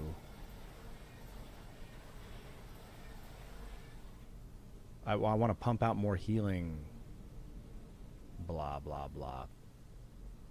But this is more defensive, and it makes the Grove Guardians, empowers the Grove Guardians. So I'm really Grove Guardian build. Keeper of the Grove. I summon my Treants to help me, to aid me in the healings of the friends of the allies. It's pretty cool. They say by level 80 you're going to have all these unlocked anyway, so just working my way through. I went here. 10%. Improvement to rejuvenation, efflorescence, and life bloom. Grove Guardians increase the healing. And what's this? They cast Moonfire on nearby targets as well. Empowering the Grove Guardians. I like them. I like them. Any other changes? It's a nice one. I literally went...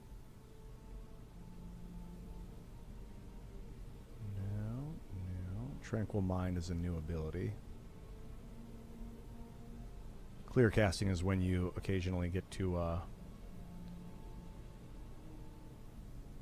make your next regrowth cost no mana. It's cool. Okay. Enough talk.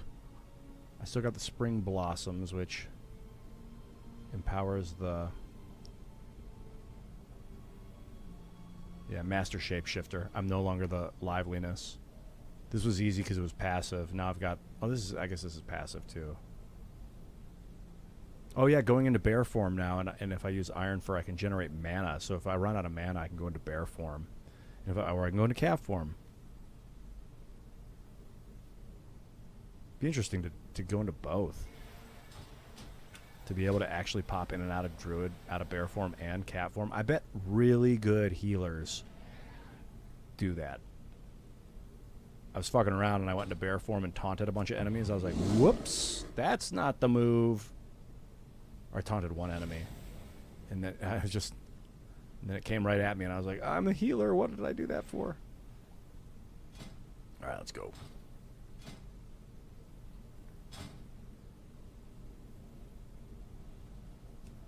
The war within. I think I'm like good for one. I can go to one dungeon. I'm only able to get into one dungeon right now.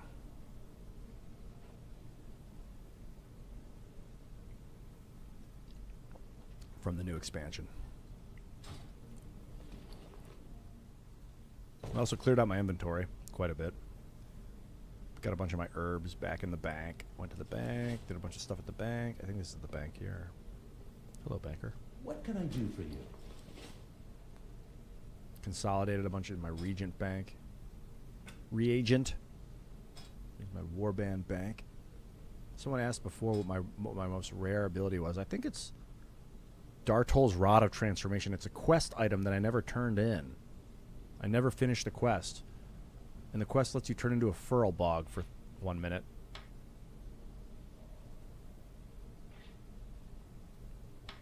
Is it my rarest item? I don't know. Does anyone else have this item? Because I do. I can become a furl bog at will. Anyone else?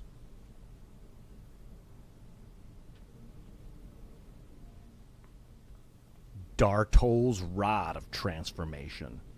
I got Dartol's Rod in my hand. Alright, let's go Dartol's Rod. Hey there. I'm a big fan of the rod.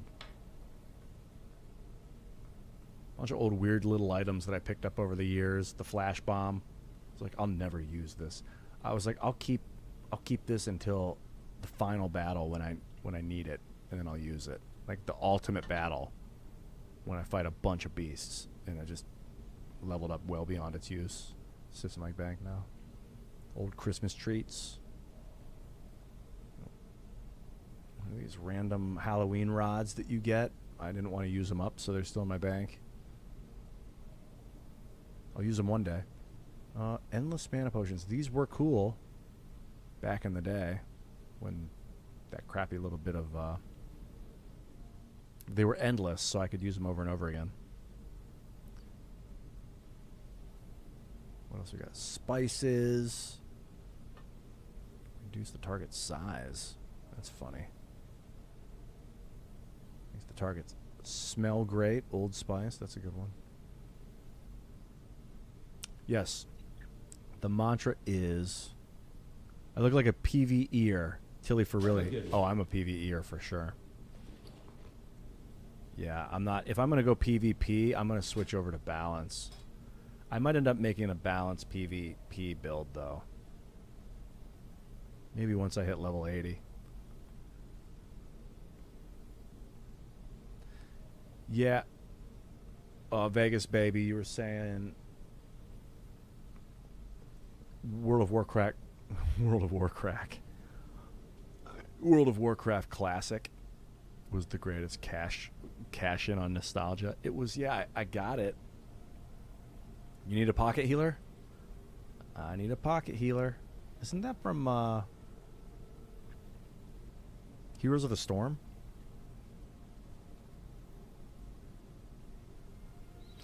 Dude, Vanilla WoW was pretty fun. I mean, it was great back in the day, no doubt. And then it was kind of cool getting it again, but I just found I was just roaming around getting Peace Bloom and Earth Root and Swift Thistle and making those speed potions. And I'm like, what am I doing? I already did all this. I don't know. It wasn't... It was kind of cool to build up a priest. But I felt like I was trying to keep up with Chris and Tim, the pool boys. They leveled up so fast. Tim was a rogue and Chris was a druid, and they just were level 60 before I could before I was level 40, and I was like, oh god, you guys, I mean, I love the game, but I can't do it that much, and they were like at it every night. And it was tough, because like I would have loved to have played the three of us. Chris was like, I think he was mostly, oh shit, they're already in there. Mostly feral, and I was a priest.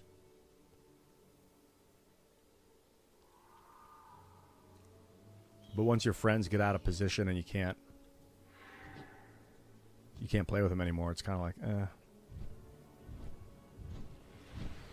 I didn't really want to get on and just play with randos. All right, let's do this. Here we go. Leave no skills untouched. Oh my god, I'm not even loaded in. The title, the glory, it should have been mine, Pilgrim. Fuck, where's the guy? Deserve to be Where's my dude? Here we go. Jeez, I can't even see. There we go. Let's start off with this.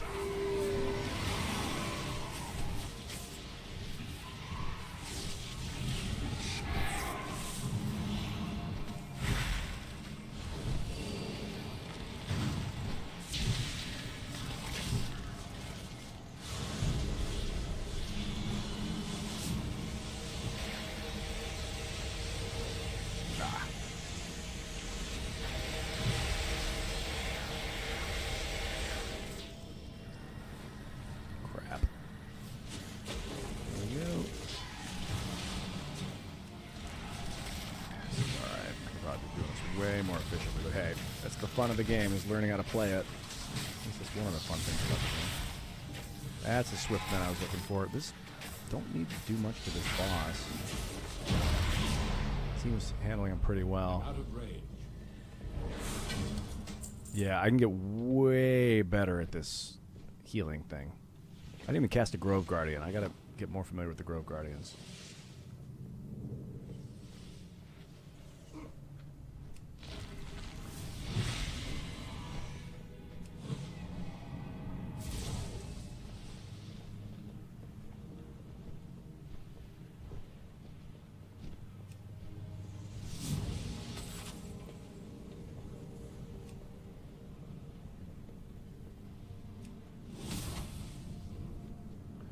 Go. It's too far away. Oh, they're just tearing through this. Tearing like a Terran.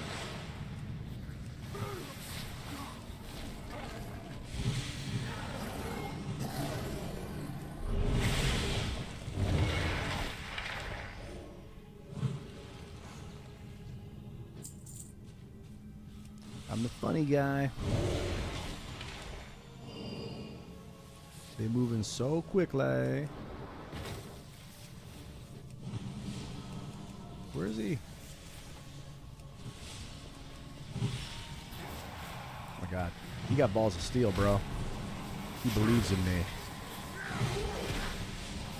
Alright, I'm going into fucking... No, I don't want to go into tree mode right now. I'm not going to go into tree mode right now. I'm going to cast Grove Guardians instead. And I'm going to go to Tranquility. No, I'm not going to go to Tranquility. What Ursul's Vortex? Now's a good time.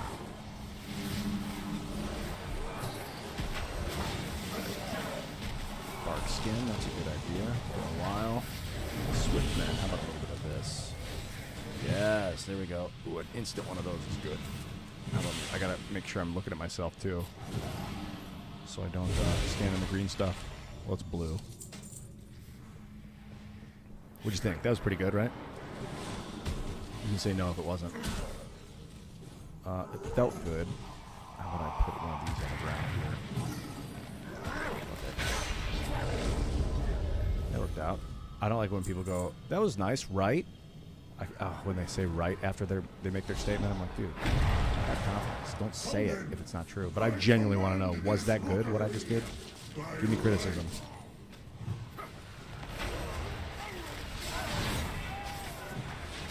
You experts out there, I want to know. Yes. How to get a Grove Guardian on the table. Let's get two of them out. Oh, this is what I was talking about, where he pulls you in. Dude, the team is so tough. Shit, that's big damage. Your death is my directive. You have this power. What am I not casting that I should be casting right now? It was phenomenal. I appreciate that. I'm not even worried about doing damage, which is nice. I really shouldn't be worried about doing damage. I'd like to do damage, but come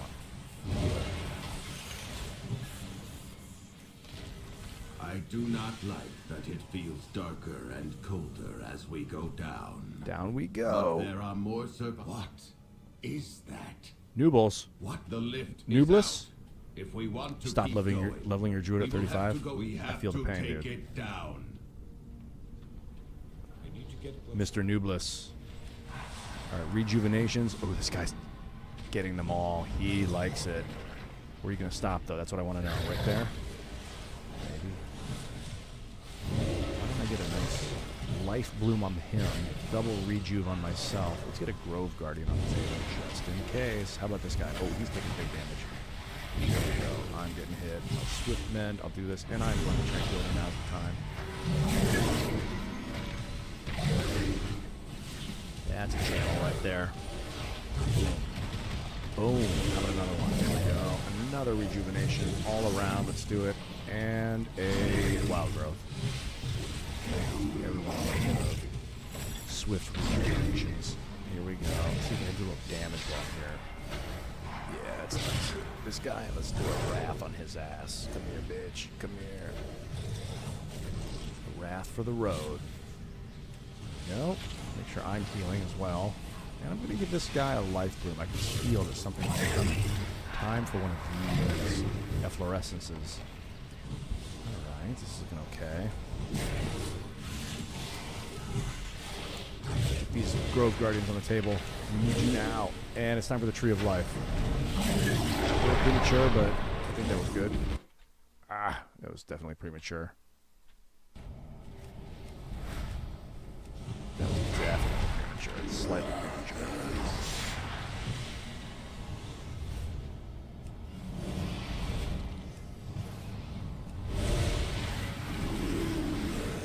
Bunch of instant rejuvenations, though. Or regrowths, rather.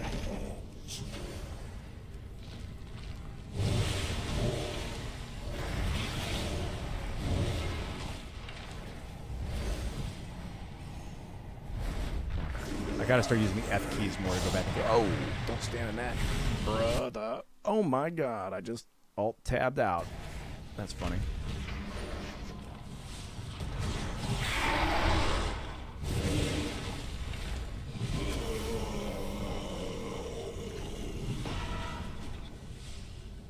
Yeah, I should be using the F keys more and not have to go up here and click these. I should be...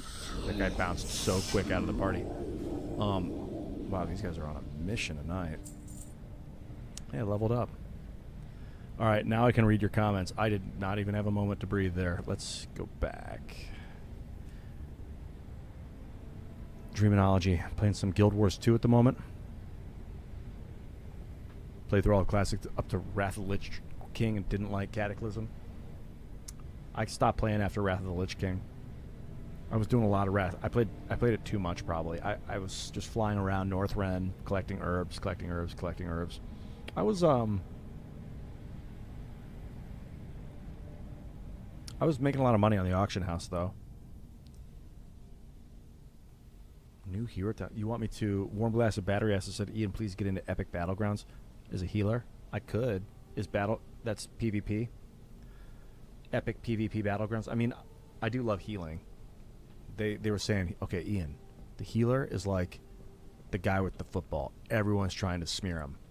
Just so you know, everyone's coming for you. And I was like, oh, God, here we go again. I like being that dude on the outside that gets to just blast unseen. Like the Moonkin who's just dropping mad starfalls. But everybody needs a healer. Yeah, and I got the Ursul's Vortex. I could be a really good healer in Battlegrounds. I could try Battlegrounds. I haven't done one yet. I'm kind of spec'd for it here. Life Bloom. I got Focused Growth. Early Spring's great. And what I could do is, I need this. Wild Growth heals one additional target. And I'm going to go into Battlegrounds. Which means I'd have to get rid of something. Maybe one of these. It's such a good ability though. But that's really key for Battlegrounds. Tranquility protects you from all harm. That's banging on Battlegrounds. Just stand there and like, and everyone's like, no, I can't do anything to him. I think I can still be sapped and like stunned and shit. But with this, your other, I would have to go to that. Immune to knockbacks while I'm channeling Tranquility, because they can knock me back. Not with Inner Peace though. And Wild Growth is instant cast. Full Bloom, your next Wild Growth applies Life Bloom to all targets. I mean, that's just so fucking good with this, because I'm always doing it to 6 targets. This affects 5 targets.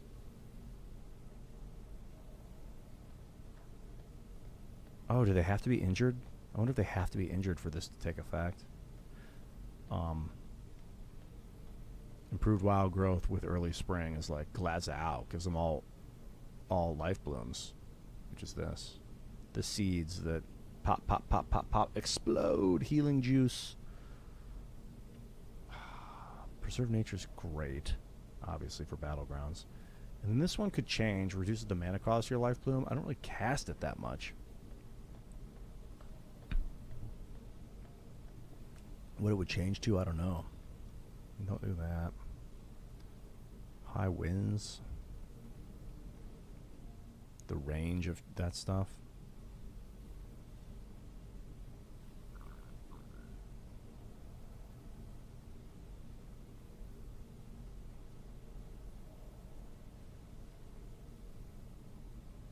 Entangling Bark. Reactive Resin, I hear, is really good. Yep, enemies have their movement speed slowed by 30% when removing my restoration heals over time, which I'm going to have a lot of. And then if they do too much of it, I guess you can dispel enemy healing. I didn't know you could do that.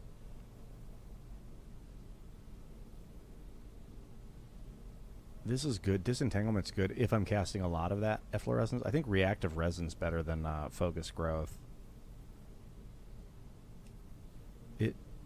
I have a feeling they're going to be removing my heals, so I could pop in there and give it a try. Your Grove Guardian's healing's increased by 30. Grove Guardian's cooldown reduced by 3 seconds. I don't know what to take here.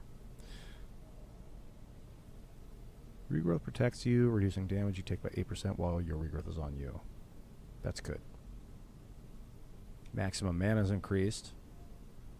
Your Grove Guardian's healing is increased by 30%. I think that's the one.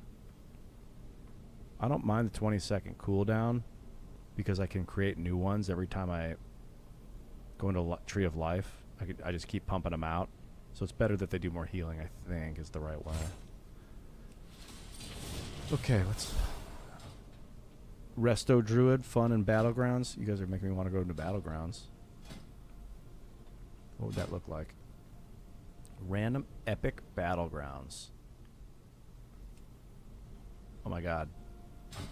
Is this really happening?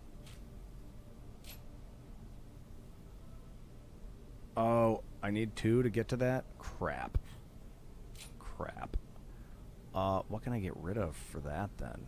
This? I'm not getting rid of Flourish. I mean, I don't use Flourish much. Could get rid of this. Rampant Growth. No, I guess I can't. I need it to get to here.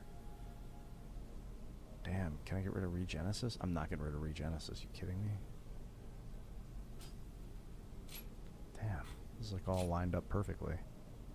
What do I get rid of? I can get rid of this maybe. Tranquil. That's phenomenal. Reforestation is like a clutch part of the build. Flourish? That thing's really good, dude. That's a huge healing buff. Especially after I pop Wild Growth on a bunch of people. Okay, I can get rid of the Master Shapeshifter.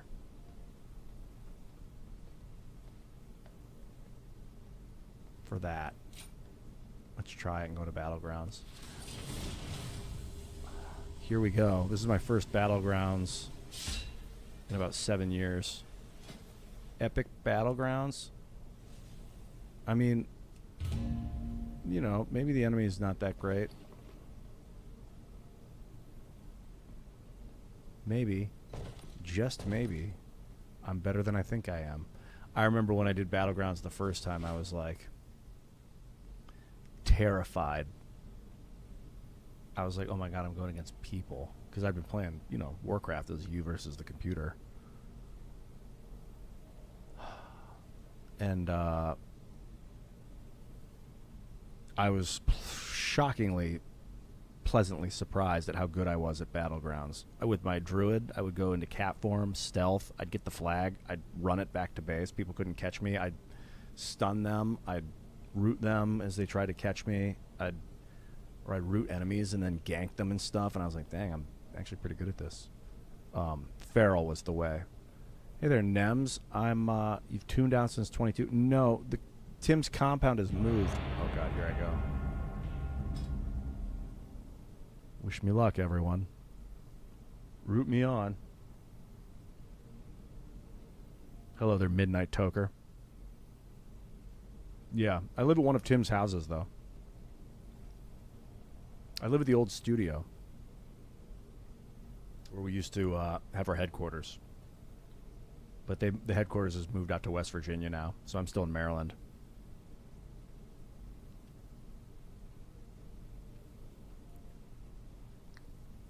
I don't know what to expect. Is this just pure chaos? Is this just a dude on dude, or is this like... Oh, I'm glad you're checking them out, man. Yeah, those covers feel so good to make. I don't have any scheduled right now. I've got to make a bunch more. I haven't played any covers in like a week or so. It's been about a week. I was doing a movie out in LA, so I've been focused on acting. Oh god, here we go. Hello, Spirit Healer. Well, what can I do to help? This is going to take some adjustments. Can I fly in Battlegrounds? No, I cannot. Oh god.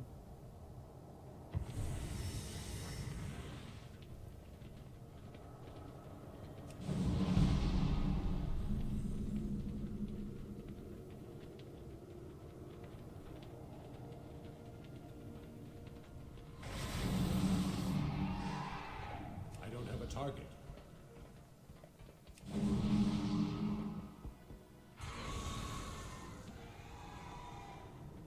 Ah, these guys are awesome.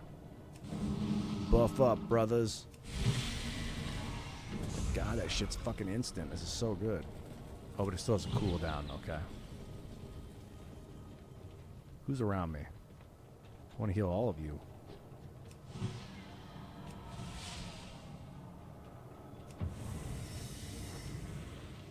I don't have infinite mana. I gotta remember that. What's this bullshit?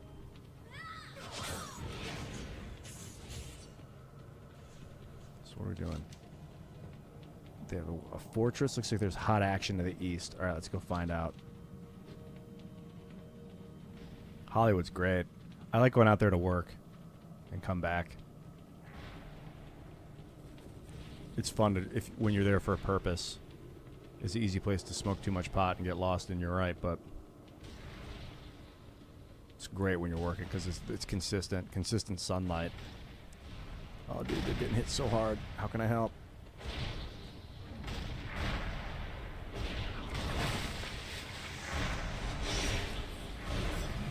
Oh, Jesus Christ, they're on it.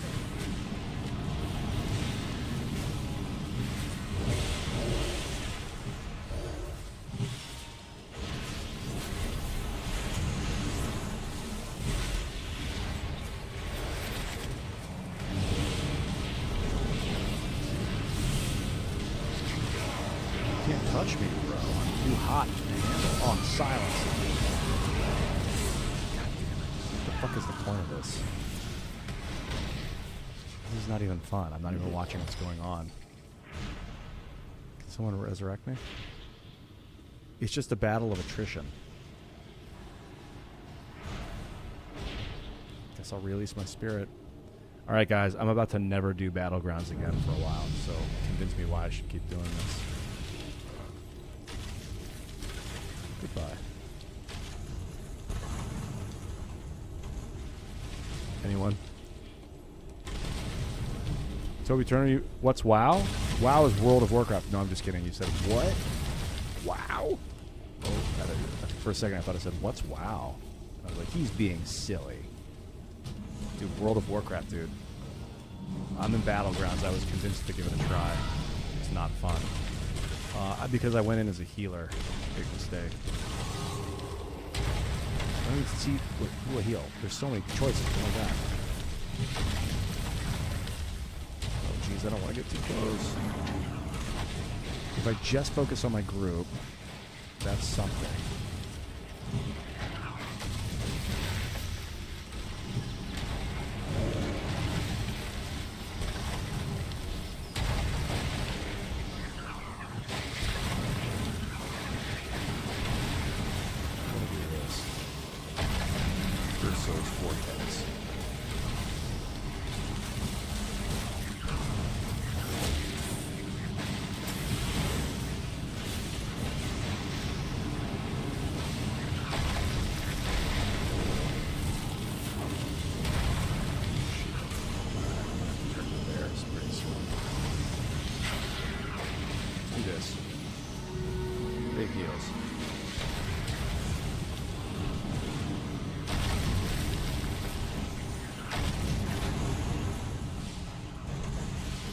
Did that help?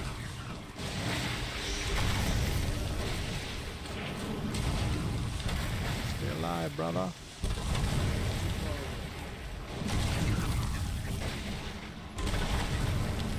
I like it when maybe I should start smaller so I can actually see, like, have a small group of enemies. And I think I just killed that guy. That was awesome. Okay, yeah, I can focus on dudes. It's a lot easier if I can, like, focus on guys one at a time.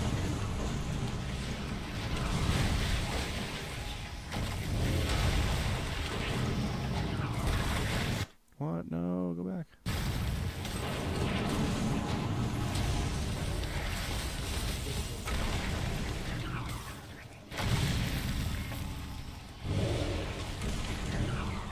I need to target. I think we'll win it. Should hear the come.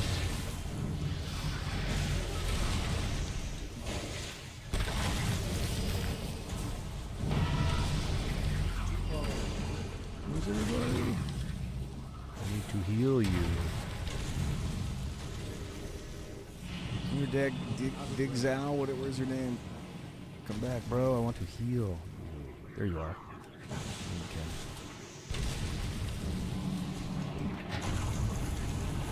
Hello, friends. Stay alive. Good to see ya.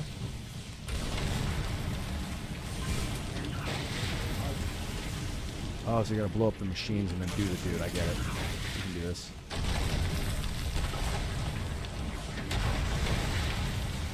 Bruh, you're on my team, bro. I got you, bro. This guy I'm keeping alive. Yeah, here we go. Let's do this.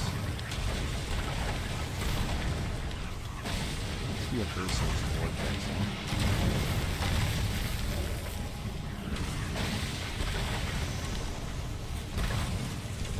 Oh,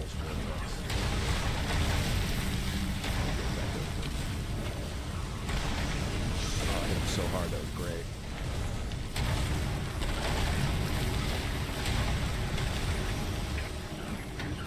I'm out of mana. Oh my god, I'm out of mana. That's hilarious. I didn't know it was actually possible.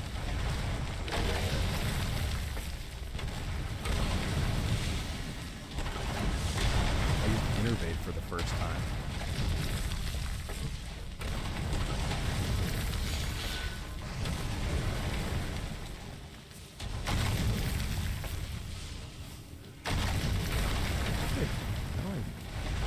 Generate mana fast. Is there a way to do it? I drink mana potions. Do I even have mana potions? Don't think I do. Guess that's what food's for.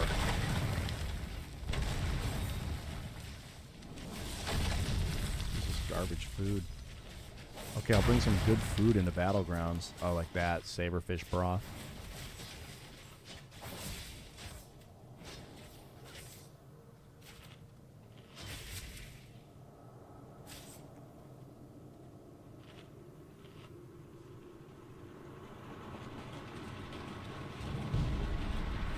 That's cool. This is what food's for is...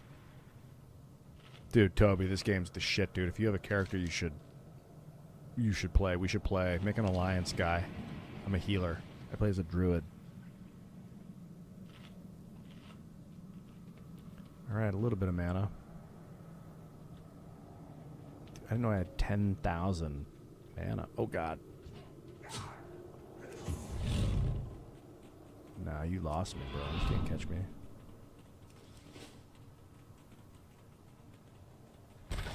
Tried, though. What was that? Let's do this. Give everyone a chance. Big tranquility.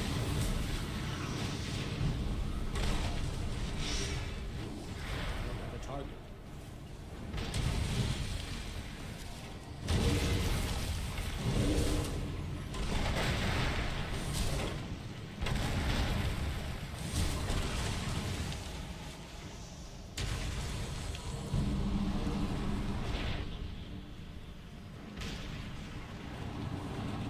Are we just having our way with the enemy team? I can't really tell.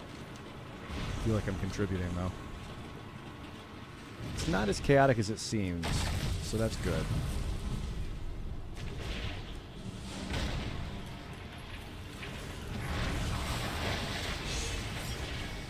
I need to target. Come on, bitches. They came. They failed. You alright, dude? I got you. How about you? Need some regen. Deltharel, where are you? Are you in combat, dude? Shield.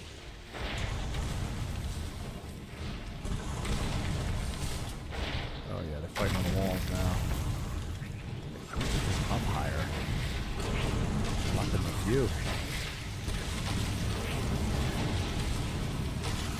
That tranquility was big though, right? No, I'm just saying that tranquility was big. That was like, I ran in there and I just controlled the battlefield by doing an unstoppable. I'm so beast right now, I'm just going to sit down and drink some soup. Can I? No, I'm in combat, I can't. Alright. Heals on the nearest wounded dudes. Now wood. Why can't I heal him? I'm out of mana. Shit.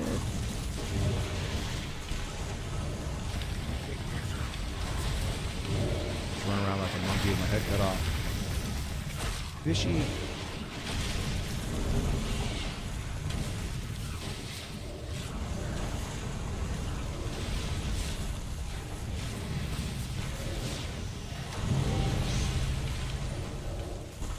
Unloading on this dude. It's just a champion shoot.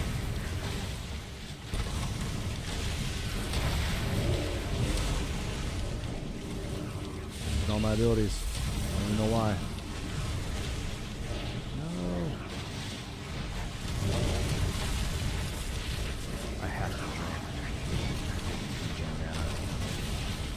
Any reason I should get into this? No, there's not. Okay. I hit him so hard, that was awesome. I'm gonna root that guy. Yeah, he's stuck. Oh, that's a champion. I thought that was an enemy.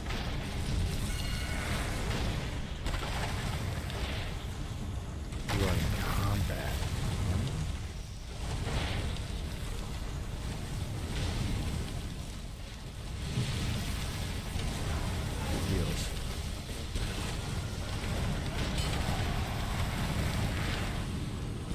We're inside the walls.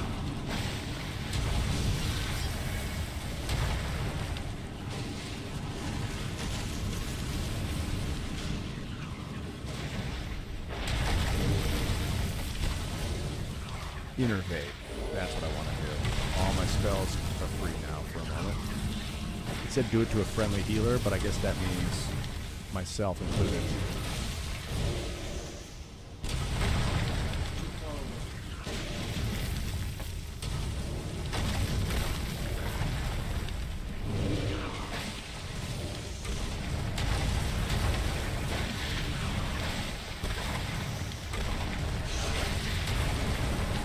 gotta stop using offensive spells. I really want to use offensive spells.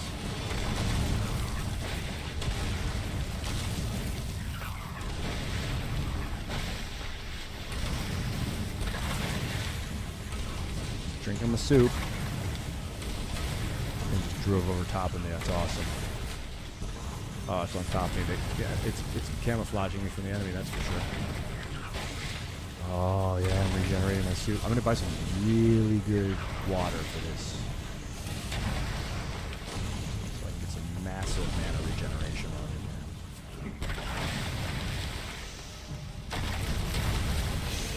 Yeah, that's like 80,000 damage. I'm expecting from here. Yes, a lot of combat right there.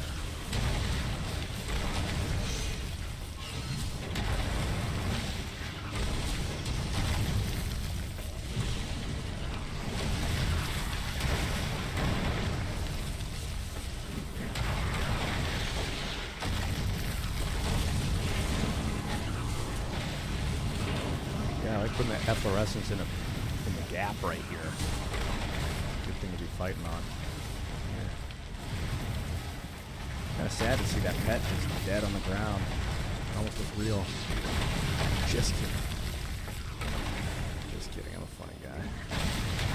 Another efflorescence. Fight on it. Yeah, the heals. Heal the wounded. Alright, whoever said I should be a healer in Battlegrounds is right. My old chops are coming back to me. I can't let that guy get away. He's too sneaky. Open the place. Big damage. You can expect that 83,000 damage.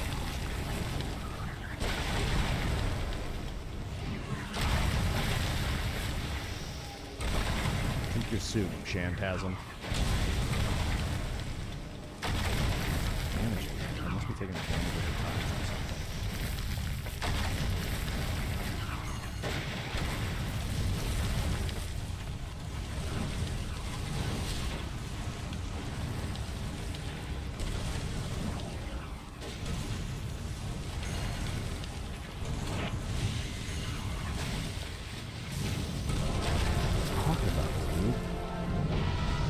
Biggest V of my life.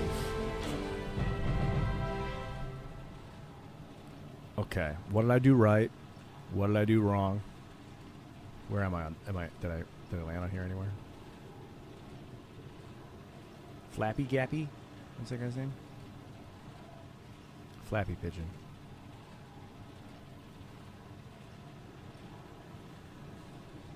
Honorable kills. Hey, I'm up 71 honorable kills. That's pretty cool. I'm up there. Only died once. Had one killing blow. That's pretty cool. Damage done. Healing done. Let's see how I did there. Didn't hold a candle to... Was this all of us? I was last. Was I really last in healing done? Oh, there were 40 of us. Healing done? Okay, I'm up there. Wow, this guy did 146 million healing. What is he? A restoration shaman. That guy knows his shit. Didn't die. 76 honorable kills. I was using a lot of offensive magic, and I didn't bring much mana regen in with me either.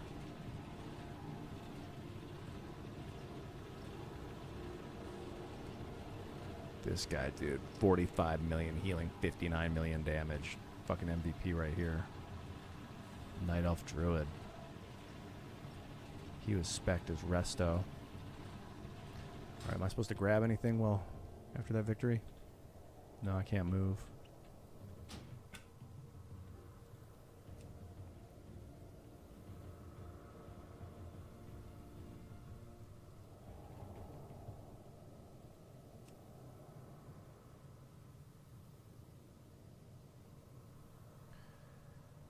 Thank you very much, Mediocre Ape. I like this setup too. It's super snuggly in here. And I mean it in the manliest way possible. It's super chill. It's smooth. What did I get for that? I got this box. May contain a piece of equipment. May, just may. Is that an upgrade? It's a big upgrade for a green item. It's a big upgrade.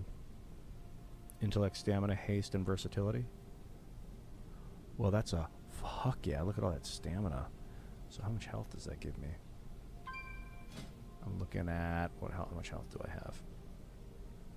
Where's my health? 56, 566. Wow, 40,000 more health.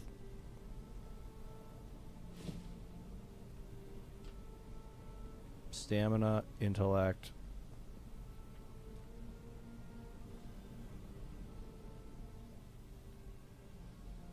Just a big upgrade. Cool.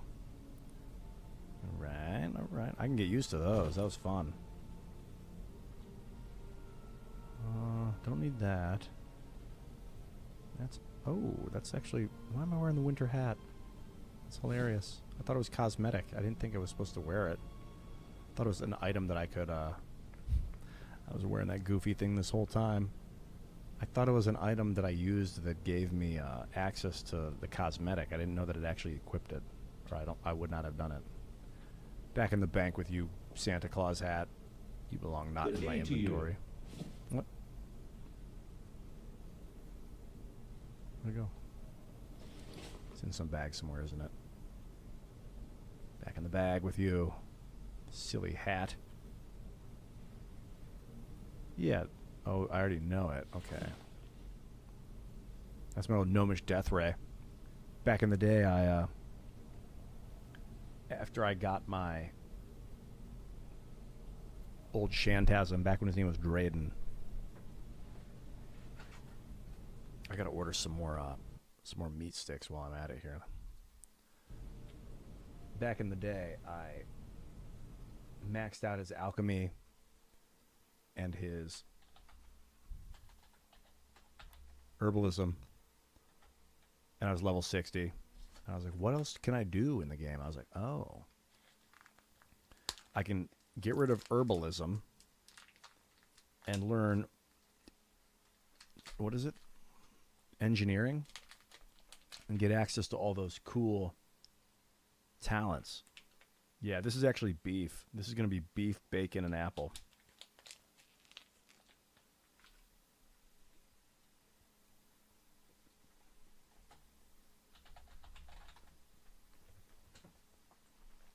So I went through a phase where I was an alchemist and an engineer, but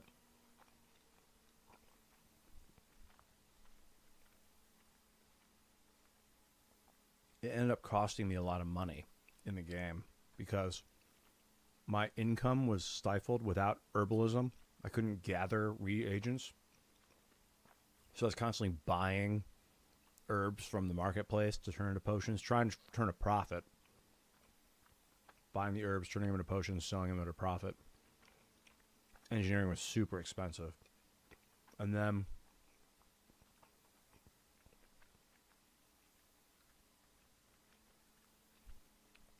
it was fun. I got some cool trinkets out of it, like the Gnomish Death Ray.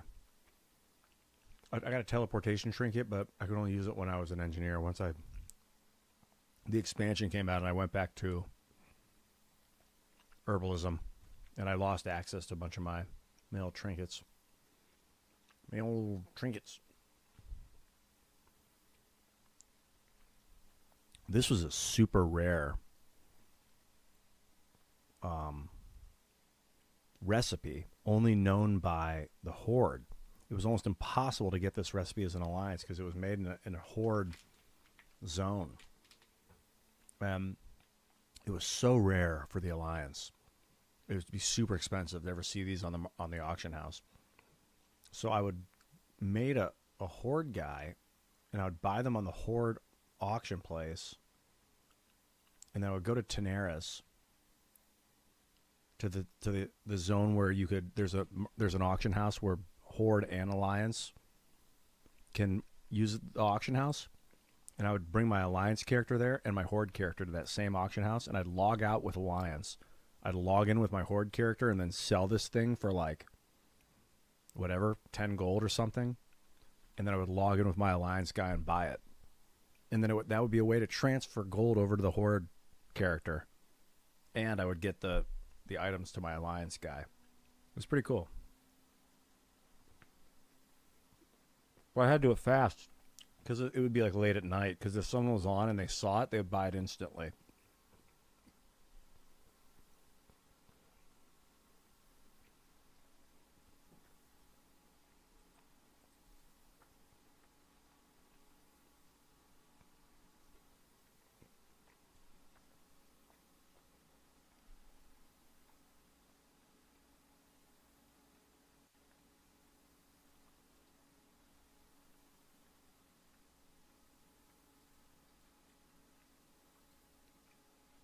Okay, I'm buying a bunch of these boxes of meat sticks now. They're so good.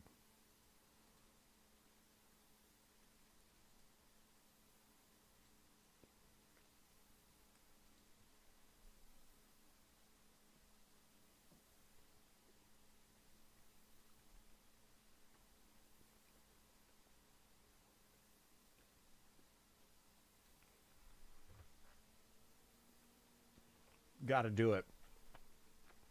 The Arcane Ripper. What's it do?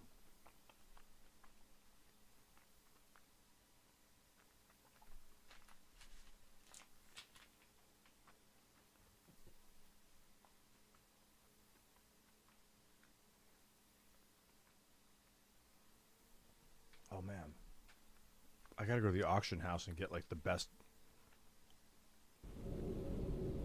water for those battlegrounds. That was fun as fuck. I know I can improve.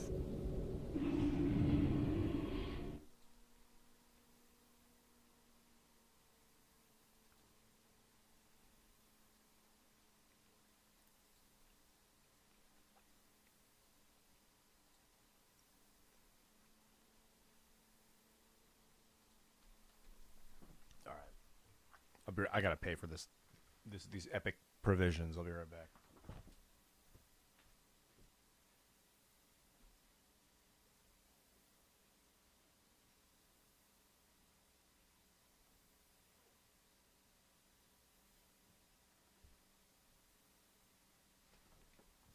I'm still in California time.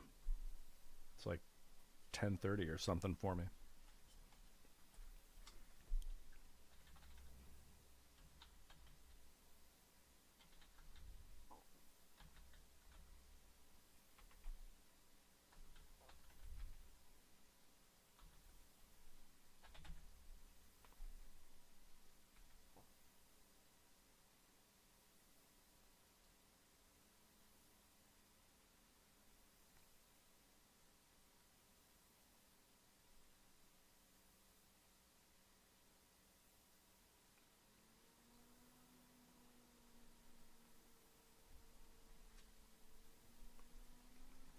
Provisions ordered. I was going to say provisions secured, but they weren't. They're not secured until they arrive. Oh, I didn't mean to come here. I want to go to Stormwind. Let's use the 4-hour... Yeah, let's use the 4-hour cooldown one.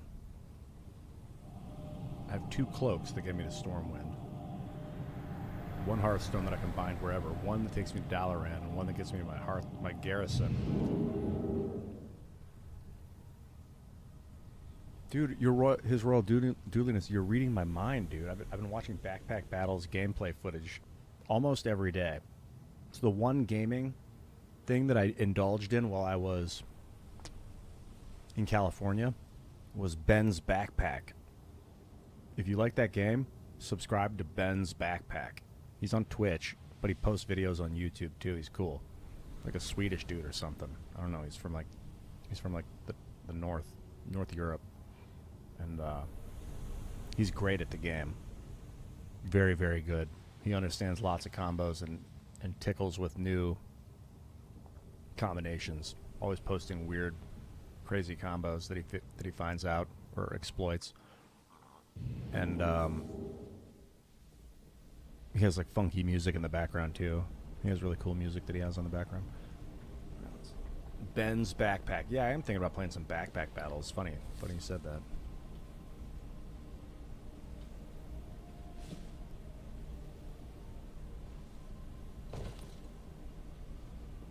What's this?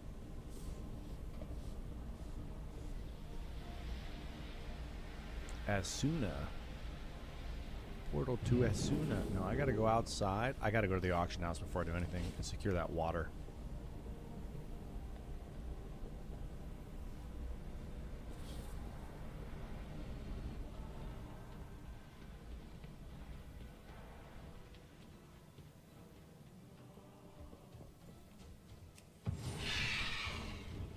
I'm in dragon flight mode. Get me out of this stupid flight mode.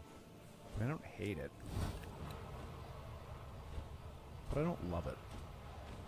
I prefer to just be regular bird.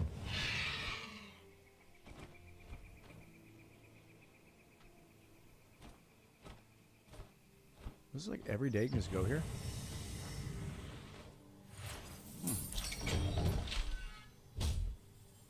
Ah, been waiting for you. Bye for now.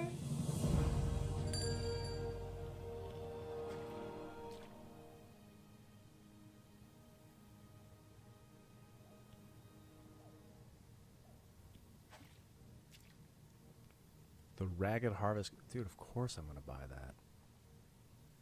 I wonder if I should be holding... I mean, that's a funny thing to have in my warband. Alright, purchase it. I don't know if I should be holding on to these tokens for something.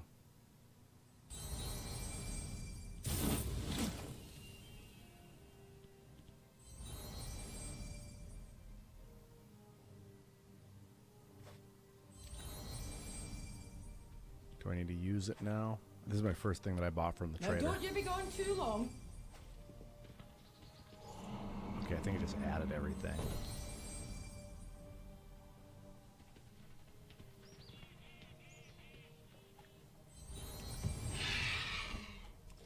To the auction house with ye.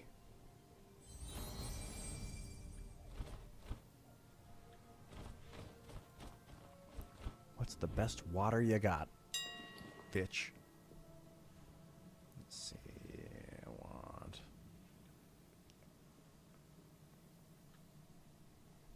What would that be?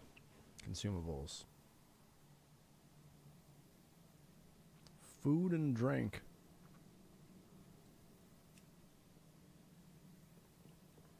Well, yes, high level food.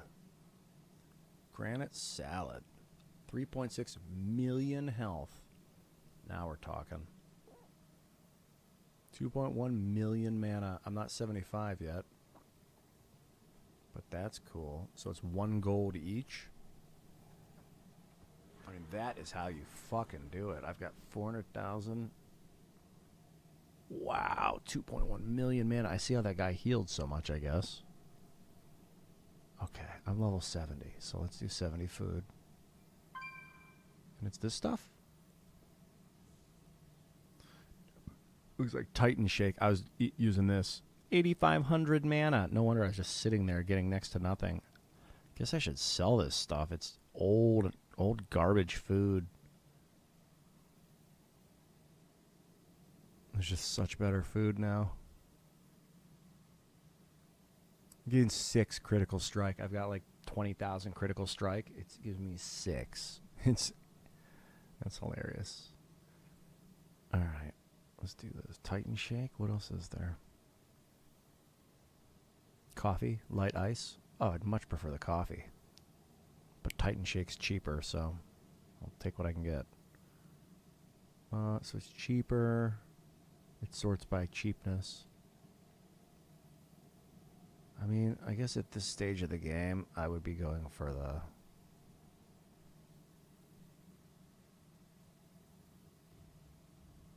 cheapest stuff. That stuff's cheap as fuck. Must remain seated. If you spend only 7 seconds eating, you'll become full fed. Huh. That's pretty good. Gives me intellect.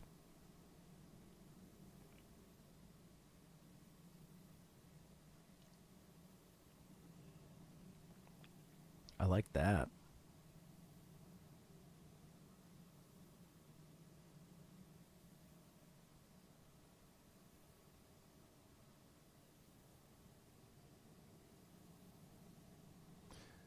The Grand Banquet.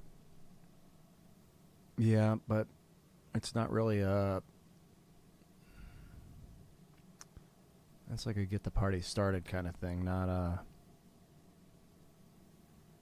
like in the middle of the battle kind of stuff. Like this just gives me intellect. This gives me intellect.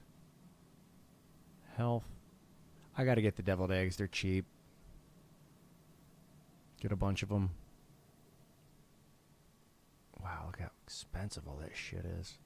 Here we go. Is this gonna get me there? Health. Mana. Dragon Spring Water. That's what I want. Yo, Vanderby with the Prime sub. Dude, thank you so much for subscribing, Vanderby. That's awesome. Thank you, man.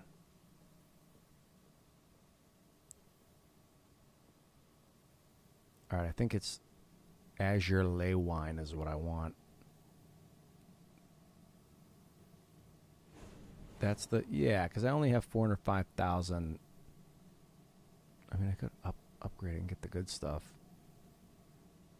This is me doing my micromanagement right now. Titan Shake. It's 1.4 gold. So I get 4 of those. I know I can get so much more water cheap. I should just have this basic water. I don't need too much of it. This will get me almost back to full pretty quick. And then I'm going back into the Battlegrounds. I like the ley wine. I just like what it's called. So what? Did I take 20 of it? I might be upgraded by the time I burn through this, but maybe not. How much can I hold in a stack anyway? See if I can hold 30 of it in a stack.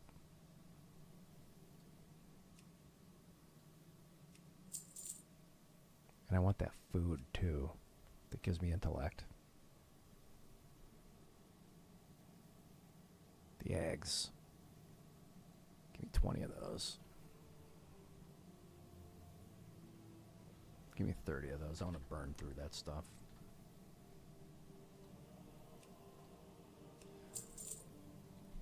Then I'm going to go sell all that old food garbage that I got.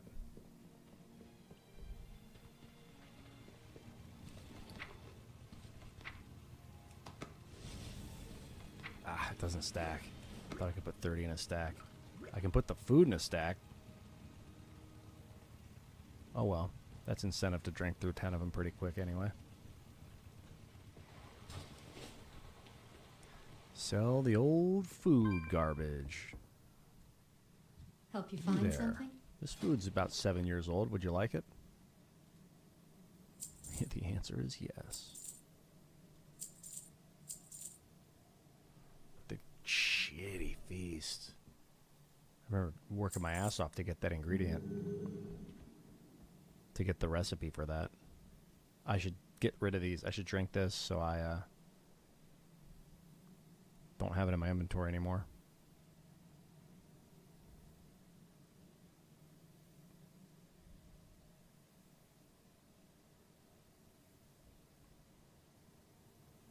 Oh, that's horrible.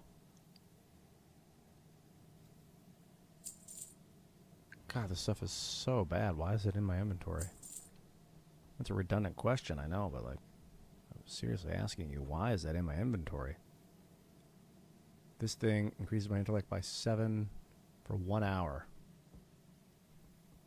I can sell it for a lot. Focus augmentation rune. Pumping this is my consumable bag.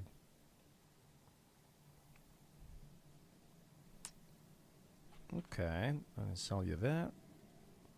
I can sell you that.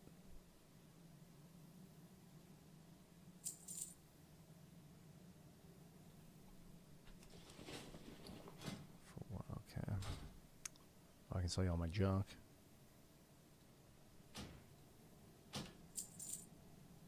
Junk is worth a lot. I have Deadlock. Does the innkeeper sell the good stuff? I didn't even look.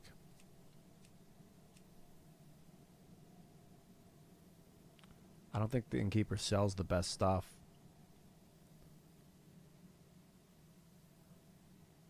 I didn't check. You're right. I probably should have checked the innkeeper first. Maybe there's a better innkeeper like in Draconia that sells it.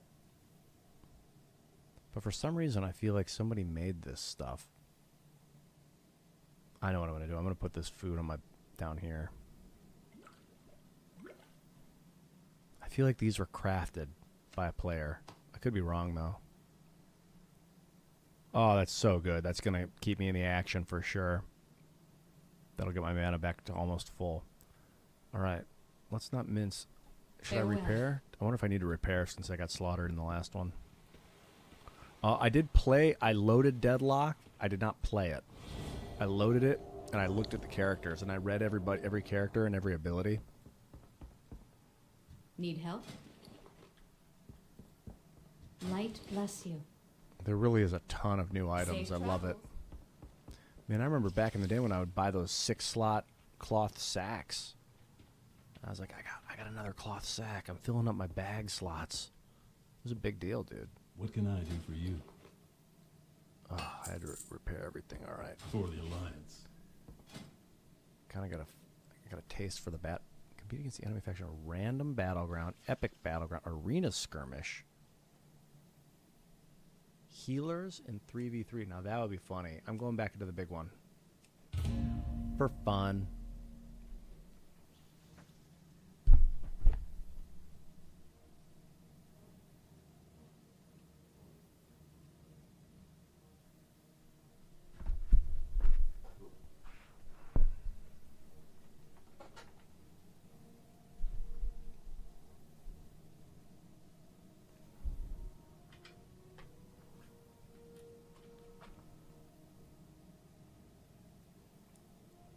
You deviled egg kind of guy?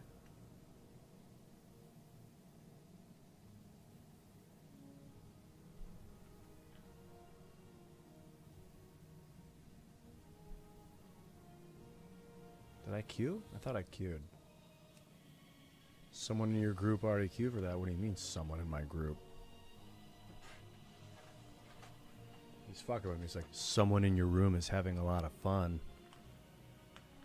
What do you mean? Someone in your room is looking at the screen.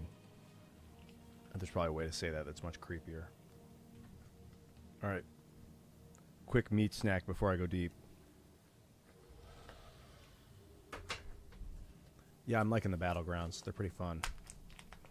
Oh, I have all this rested XP. While I was away working.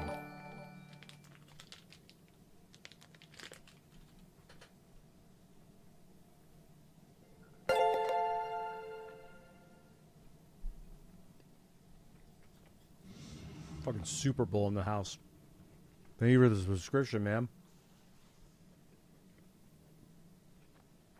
Welcome to the show, bro.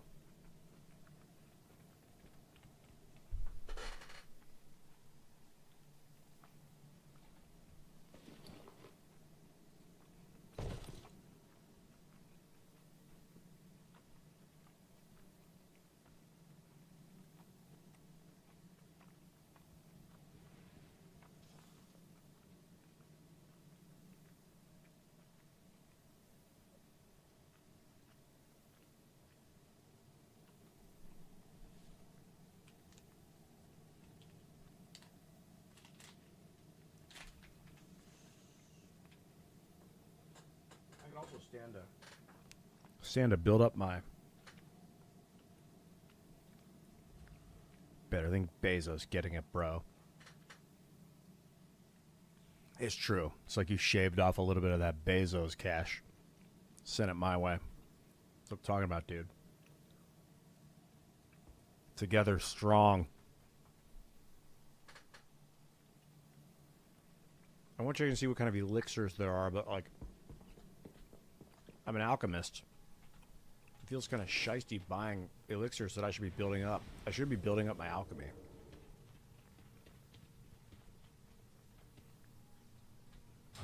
There's just so much to do. I want to get to level 80 first.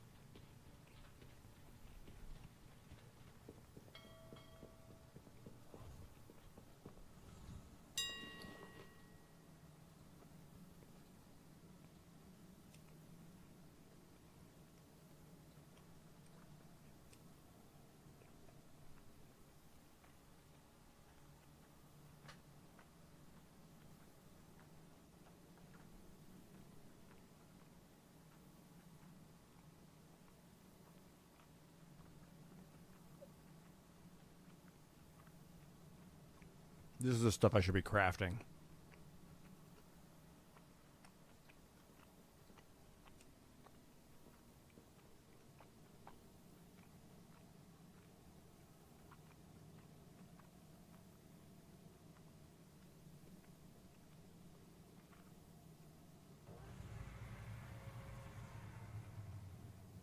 Oh wow, these are great.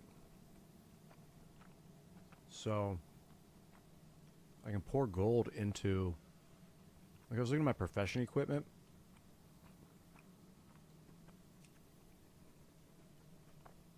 I was thinking about getting like some really good profession equipment. Just investing.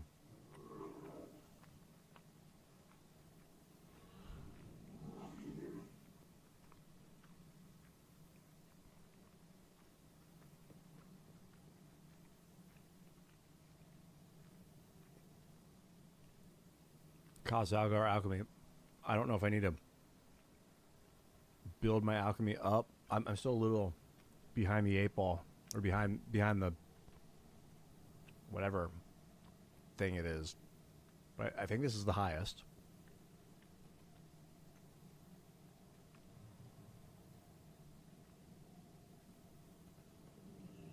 The mixing rod's good. Looks like the mixing rod is like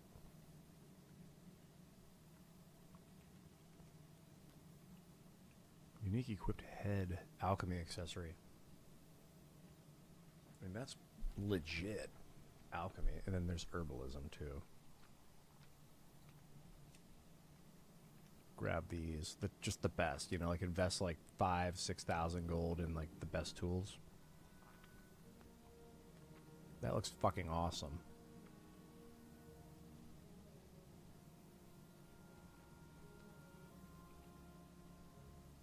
What do you think? Should I get it? Anybody that knows what they're doing? I could be a cook in the game. Yeah, I do. I mean, I have done a lot of crafting in the past. Like, this is my crafting. My crafting is, like, pretty boosted. Like, I'm fucking maxed out and everything. Legion I haven't gotten into, and I guess you gotta get... Do you have to get all the way through Legion to go to the next?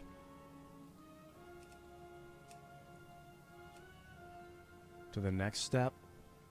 Or do I just need to go talk to a trainer? Like, can I bypass this? That's what I'm wondering. Do I have to go through it and, like, build up? Because I'm ready to fucking rock. If so, herbalism. Then my herbalism is, like, the same. Stacked.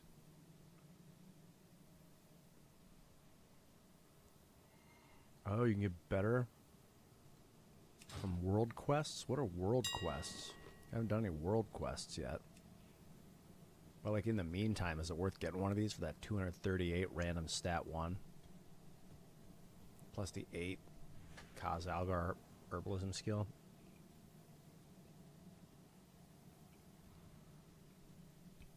Or like get one of these for pretty cheap. 600 gold. Is it better just to have this thing on equipped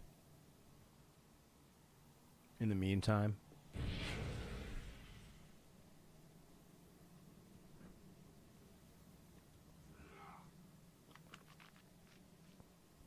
Well, you get rewards that scale up with your level. That's awesome. So you just keep that item with you the whole time, and it gets better as you get better.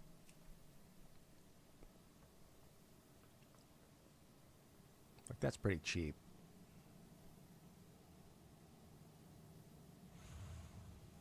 $250 gold is like nothing for me right now.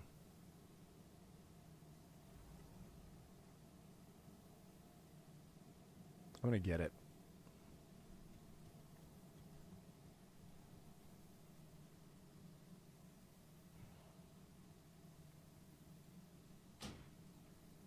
I'll probably end up replacing it.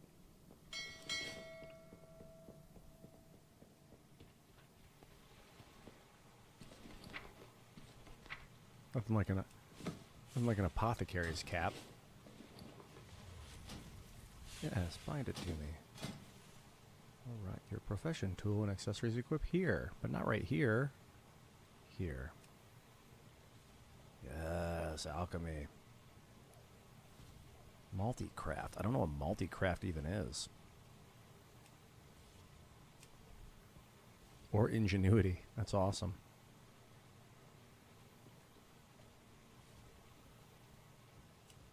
Oh, I should buy that Euceroline seed. Make a bunch of this stuff.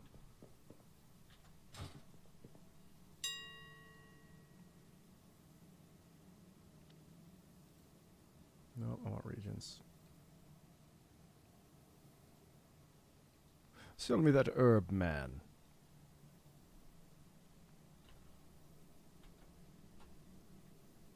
Alright. Oh, it's so expensive. 3 gold each. Jeez, fuck that shit. Ugh.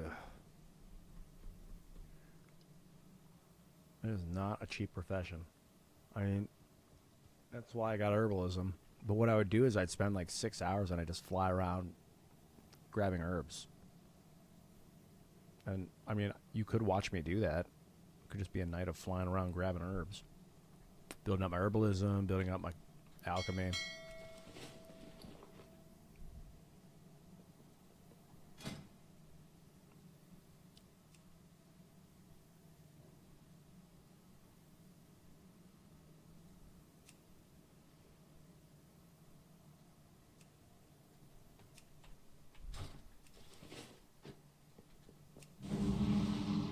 That's what I do with Wrath of the Lich King. Is I would just do that. All right, I think I'm gonna log out for a while. Log out of this.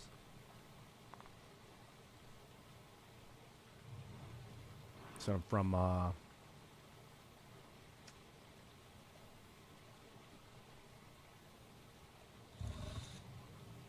yeah, you got to do calculated walla. You're saying calculated opportunity cost. Like, I don't want to spend 6 hours of my life going to get an item that's going to give me something that's like it. And it's also, you got to calculate in the joy of doing it. Like, I don't want to, there are things I don't want to do, like doing dailies over and over and over and over again to get an item that I'm like, oh my god, how much better is it actually? But the thing is, I don't know anything about it yet. I'm learning all these new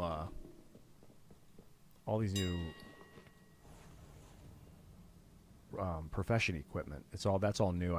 None of that's existed since I've been in. So I got the cap, the mixing rod, the robe.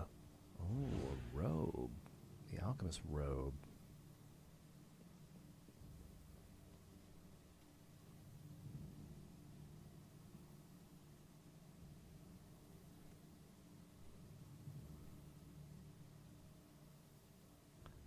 I got a cap. I'll get a robe.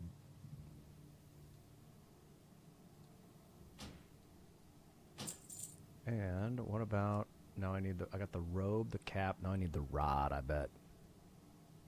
The mixing rod. This one? I can't equip that yet, though.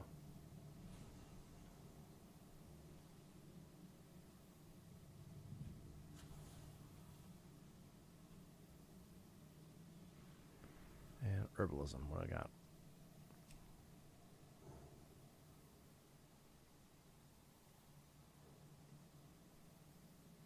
Ah.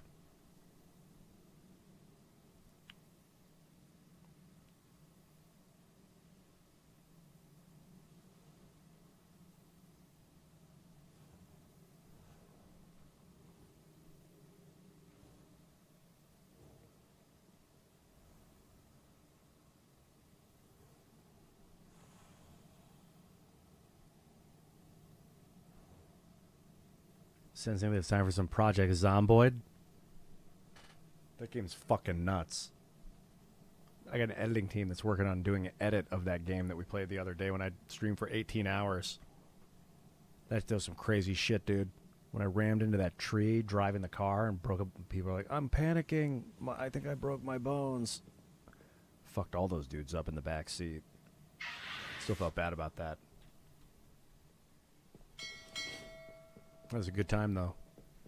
Oh, I'm digging the alchemist hat, but do I have to be wearing that? Oh, yeah, okay. So I got my... Oh, I love the Alchemist hat, dude. Dude, he is so based. Oh, fuck yes. This is the Alchemist I've always wanted to be. What else does he have? Give me the garments. Yes, equip it. Bind it to your bad self, dude. So what happened there? Dressed in alchemy equipment. Spark of madness. What's it even do? I don't know yet, but I like it.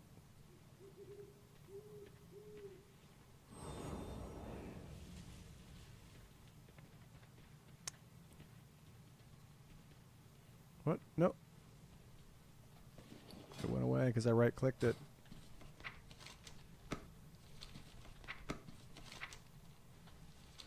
How do I get back to that?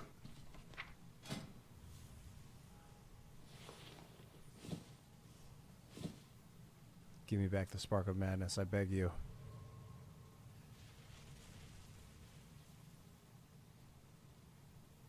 See if I can get it back. I don't know if it's actually going to do anything or not. Yeah, there it is. Spark of madness. Alright, cool. Where do I got that? Is that from that item?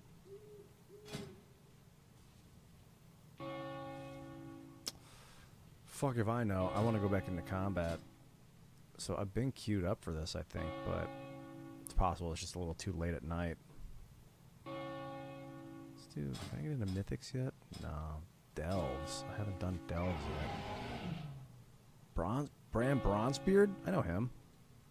From Hearthstone.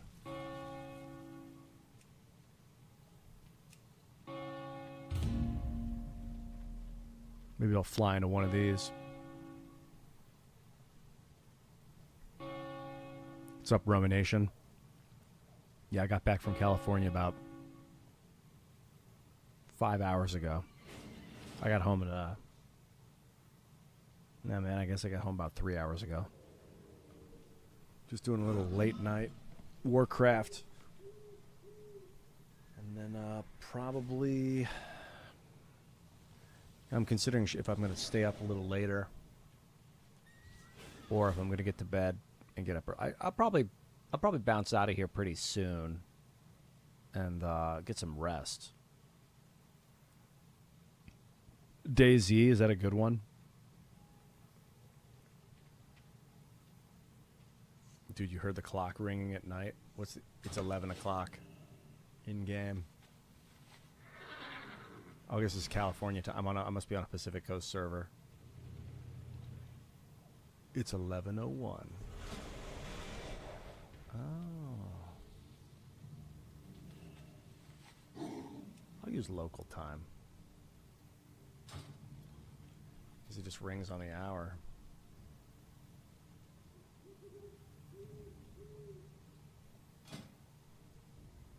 That's cool. You can set an alarm so you're like...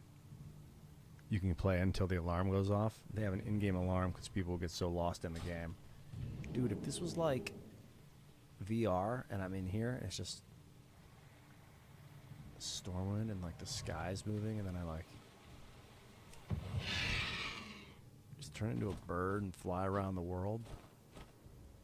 In VR, you turn and move, and like eventually you're gonna be able to get on like harnesses where they lift you into the air. I mean, honestly, there's probably people that are wealthy enough that have like those parachute things. Oh, I had a text. Yeah, dude, I'm getting texted by all the badasses tonight. Andreas Nicholas. He might be doing a live stream right now. I don't know. Maybe should pop in and see Andreas. I don't know if that's the thing. Dave Days with the fucking so good seeing you, young brother. Yeah, dude. Dave Days, dude. He texted me a bunch of pictures that we took together. That guy's awesome. I gotta queue in with these dudes. Like a great time with Dave.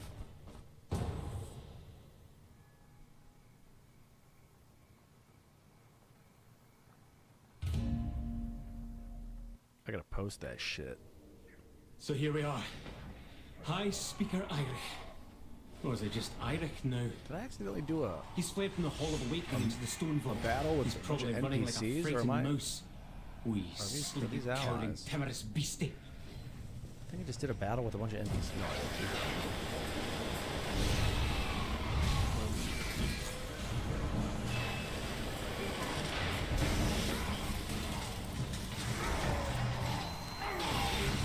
I did one of those where it's where you fight with a bunch of the computer guys. It's pretty fun.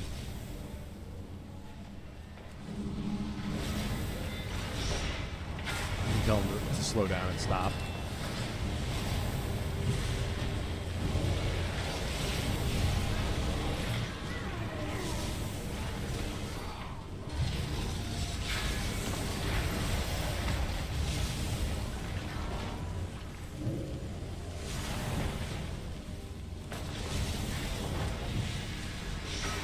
What's this? Is that? Stone Vault. I haven't been here before. This is cool. I don't think I've been here before. He's gonna fight you right there. Activating defense protocols. Beating, huh? Alright. Seismic protocol activated. Offensive measures engaged. Dominant intruder identified. Lost boat. Offensive measures seismic protocols Here we activated. go. Alright, I've got to practice my F keys now. Toggle up here without clicking with my mouse. Looks like the main door's locked. Either one of these paths should lead us to an access console. That's a pretty good voice actor.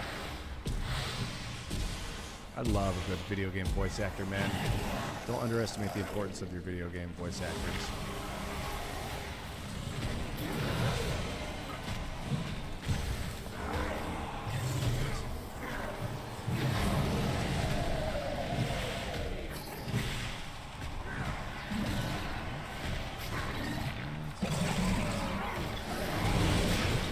What?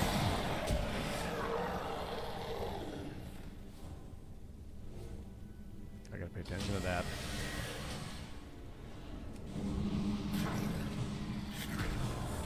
A golem fused with scarred and corruption?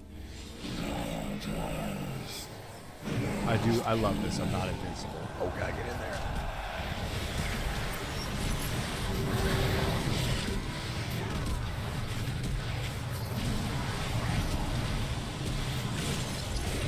I don't know what I'm doing wrong. I think I'm just not using any of my abilities. That's probably what I'm doing wrong. Good luck, game.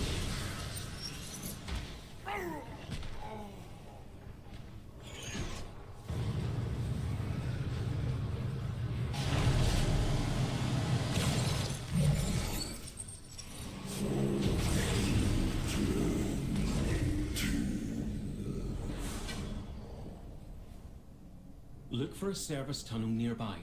You should be able to take a minecart back to central processing.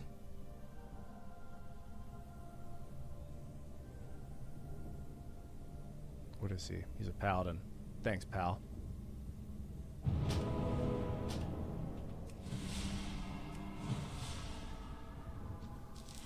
gonna equip those immediately. I think I'm under geared for most of this. Oh, it's like the same shit. Oh man. It's the same item I got in. Jump in. Go, go, go. Yeah, this is a learning process for me. This is my first time here. I'm under geared. I'm like minimum. My gear is at minimum, so I've gotta be light on my toes. Don't stand in the blue shit. It's almost worth equipping this junk. No, just kidding. I'm out of range.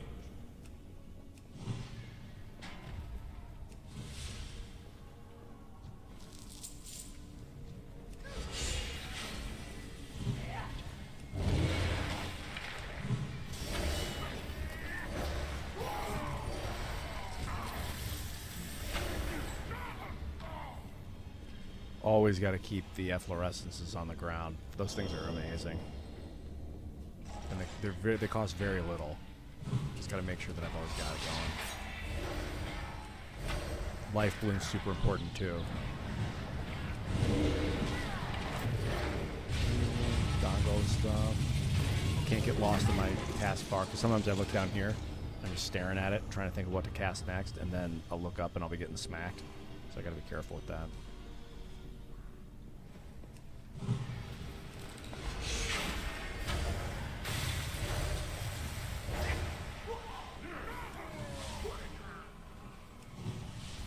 Machine speakers in the stone vault. Fanatically loyal, no doubt.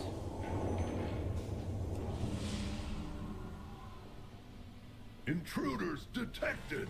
Defense protocols activated. Bad feeling about this. Countermeasures on.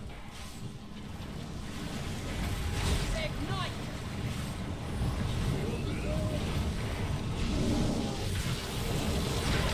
That's what it's all about. That's why I got that bear tactic thing. So personal. Use my fucking wad. I use my tree of life. Look for another minecart. If it's here, we might as well use it, unless you'd rather walk.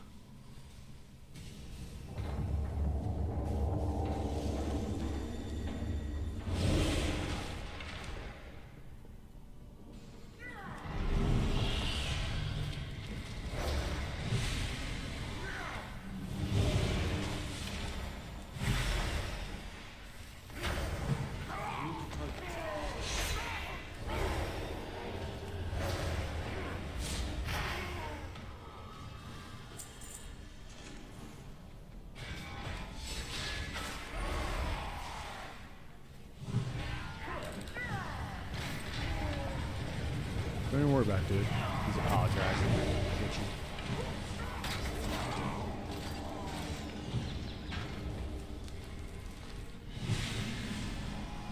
What's damaging me?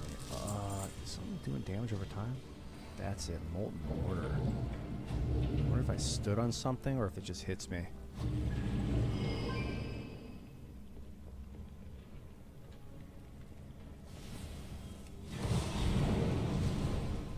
I love that he's marking guys. That's cool as fuck. That means the battle's actually getting challenging again. There he is. Look I at can typhoon some guys. beyond saving. That seems like poetic justice, but let's finish this. Oh, shit.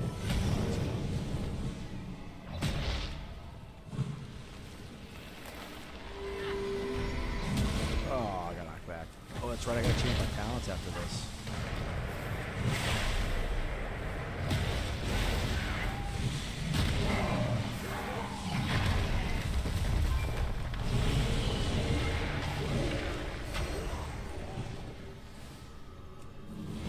Now.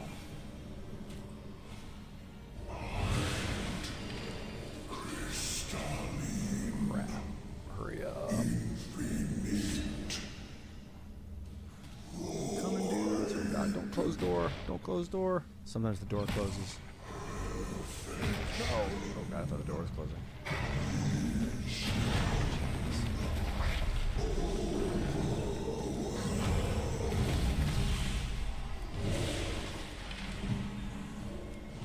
I am you.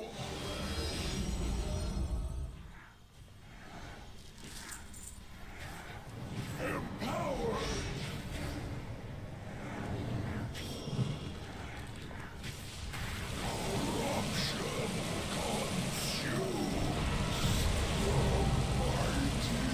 They brutalized that guy. I don't know. Oh, let's do it. I'm so into this. So, a new item. I should probably equip that item before I do anything else.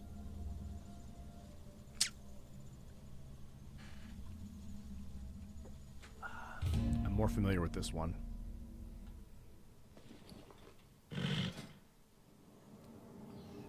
Yeah, get rid of the Tome of the Unstable Power. I liked it. It was cool because it would periodically spawn guys. This actually I have to use.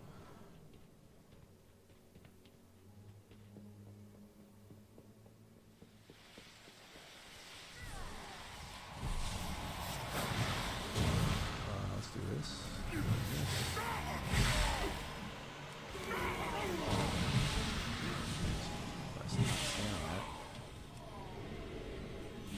What is that orb?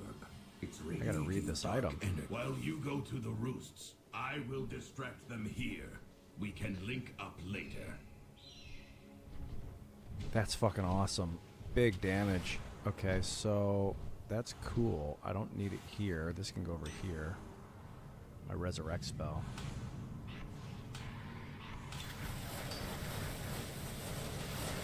Big damage. Let's try it out. The title, the Try it on glory. these guys. It should have been mine. Oh, okay, I see. I Pilgrim. position it. You never deserved to be stolen. Oh my god! What was I doing? I was trying to be a fucking damage dealer.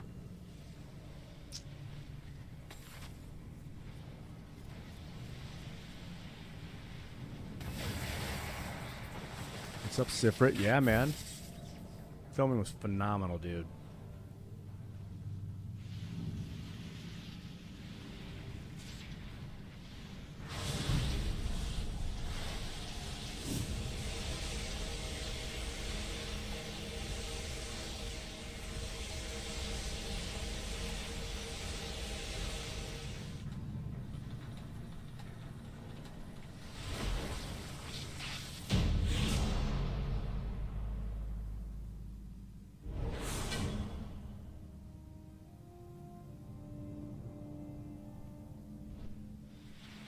These brain dead idiots just left me behind. Fucking let them all die.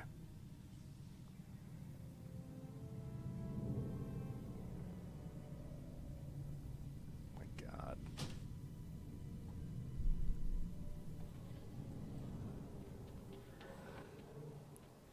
Welcome to Modern WoW. The subtitle should be Charge Ahead.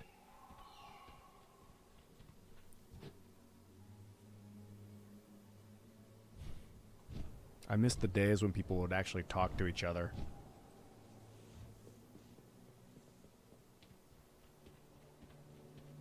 At least that guy responded. Sidward, jeez.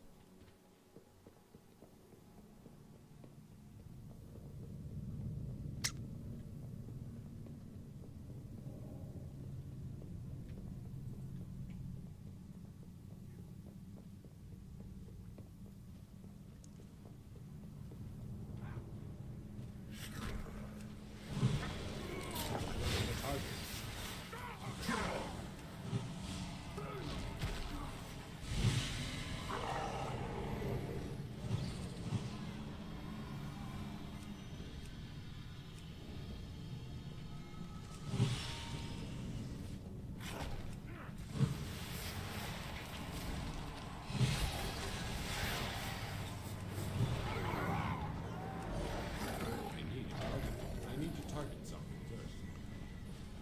Oh yeah, let's go.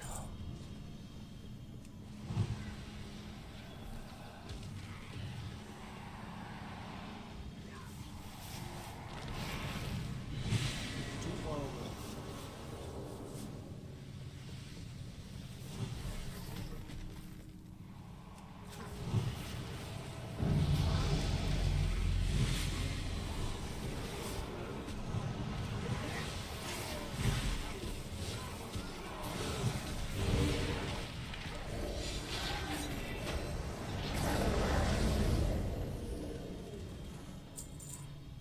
Let's go. I leveled up. I didn't even notice it.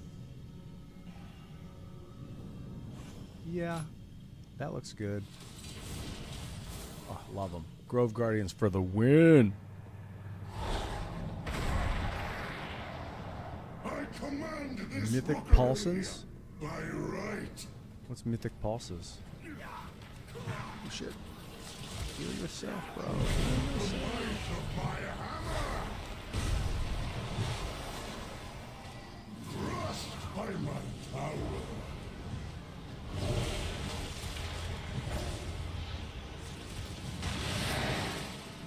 The might of my hammer! Share in my gift. I deserve Yeah. this power.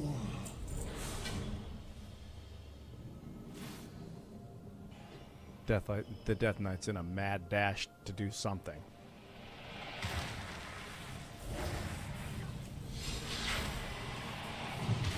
He's like, if I can just hurry up and get it done, I'll be right back where I started again. But slightly, and then I can do it slightly faster all over again. Well, what's the point of it? I don't know. To go faster? But there are more survivors Just to kidding. rescue. But it's kind of serious. The lift is out. If we you want enjoy to the keep process, going, bro? we will have to go down the Storm Rider Enjoy way. the hunt. We have to take it down.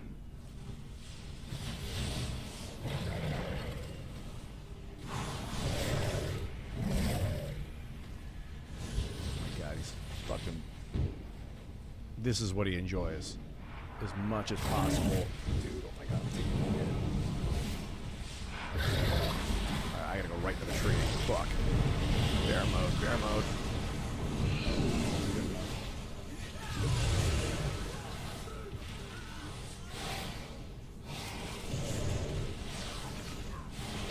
He aggroed like 20 guys, and then I did a one healing spell, and all the guys that hadn't been damaged yet aggroed me because I'm a healer and I cast a healing spell. And then they start hitting me with range damage. Oh yeah, I'll accept it. Fucking tree of life and burn, unfortunately.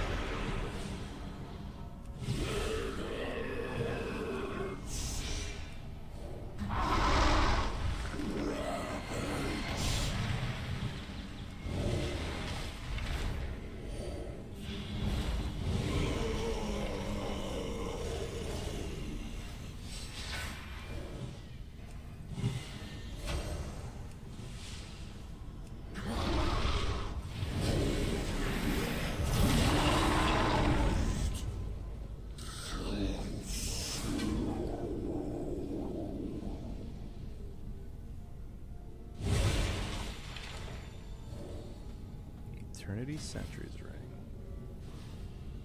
Time for a swippy swap out. Oh, I have two? Oh, you can't have two of the same item?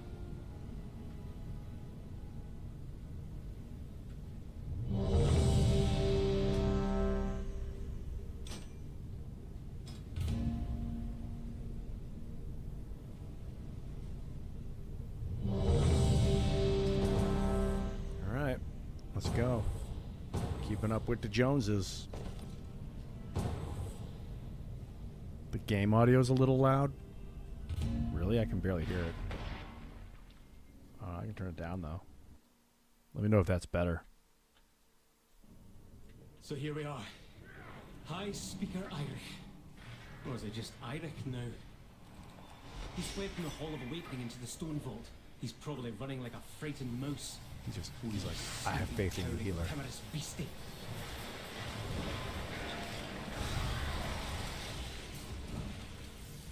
I don't know if I have faith in myself.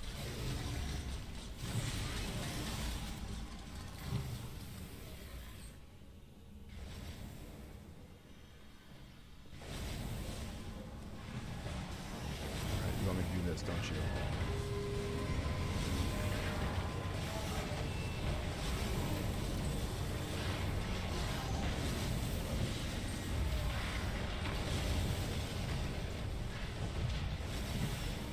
What's this? Is that golem fused with something else? Titanic earthen technology enhanced with magical augments. Is that an upgrade? Brilliant.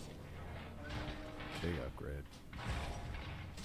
Activating defense protocols.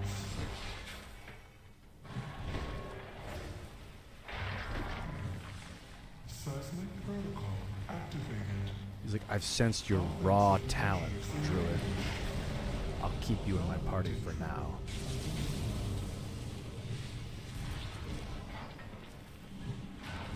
Offensive measure seismic protocol activated.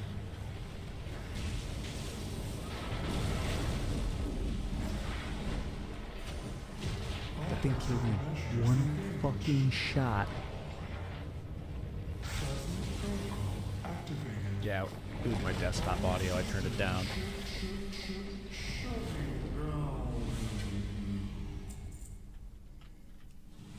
Looks like the main door is locked. Either one of these paths should lead us to an access console.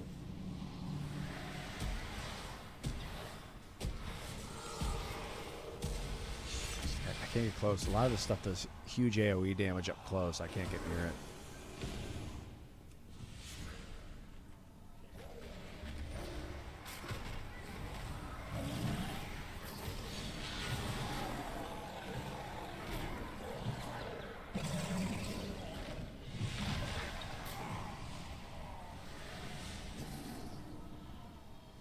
And the way these battles are going, it's like a lot of damage right away. If I can heal them in the beginning of the fight, they work it pretty quick. I just got to keep them alive for that first burst of damage because the tank is pulling huge amounts of enemies at once.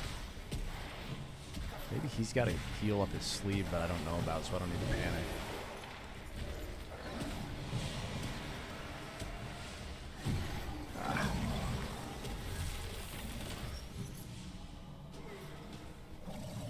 Silenced me while I was aggroed.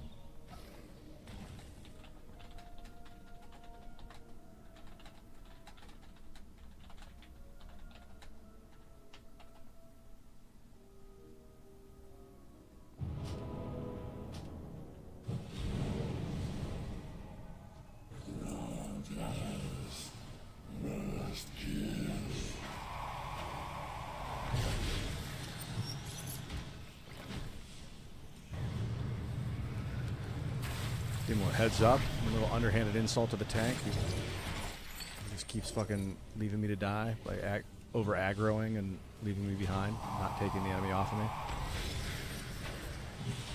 A little twist of the dagger before I walk out of the room.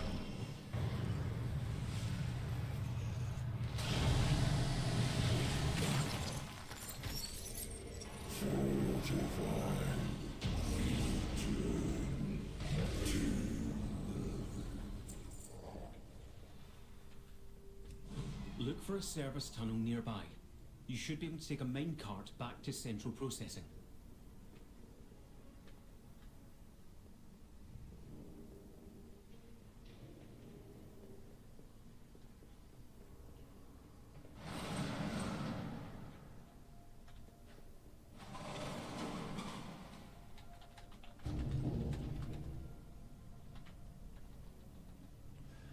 You can tell me I got silenced and feared on that last one, but I'm just done with this guy.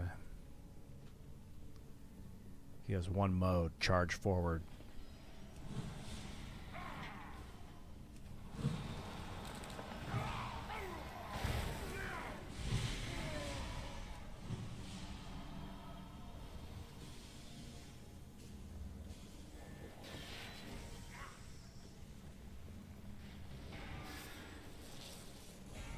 Left an aggro behind on the wizard or whatever. Just run him to the tank, dude. Just run him to the tank.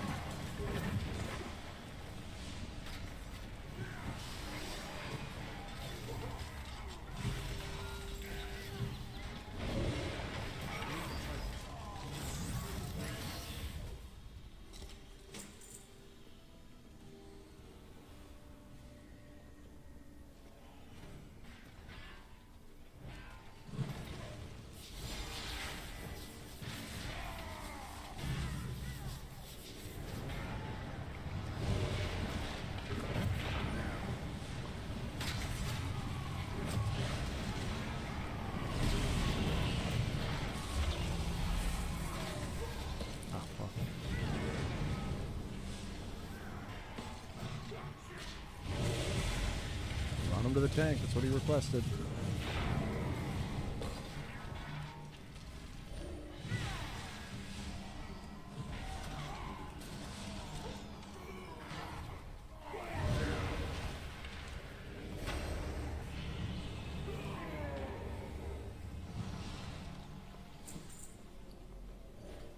Big upgrade. Equip. Oh, I can't equip it. It's mail.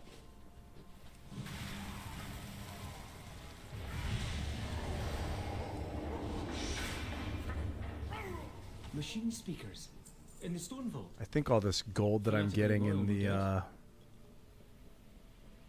dungeon is going to pay for the repairs of my equipment. Intruders detected. Defense protocols activated. Countermeasures on. Ignite! Build it up.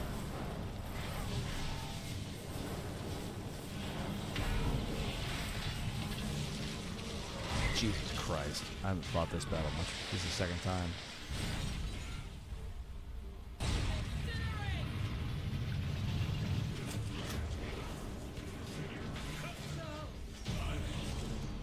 I would hold heals. I hope they res me because I don't feel like running back.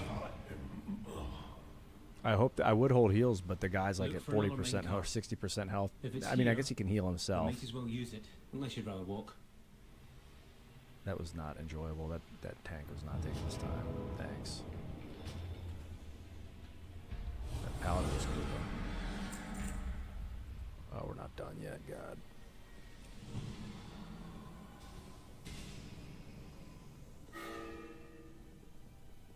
This guy. Blood's Beard. He's like, I see he'll be at like 60 or 50% health, and then there's like straggling enemies that are attacking the back line. There He is in combat. I'm not even standing near him. Beyond saving.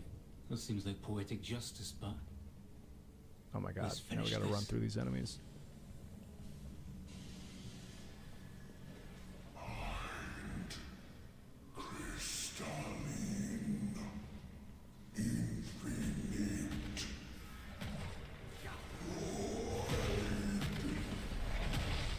Jesus Christ. Clip him. I'm gonna clip that. That's insane.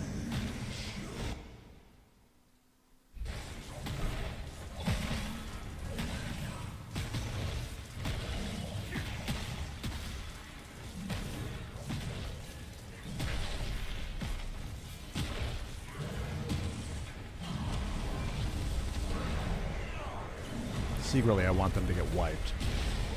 Just so they can understand this guy is maniac. Blood's Beard. I think they got this one.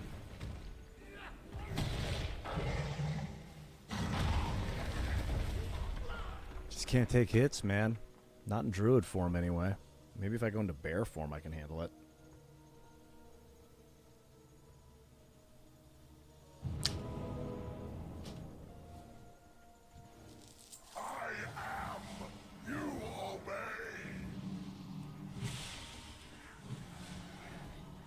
That guy just logged off. Is that true?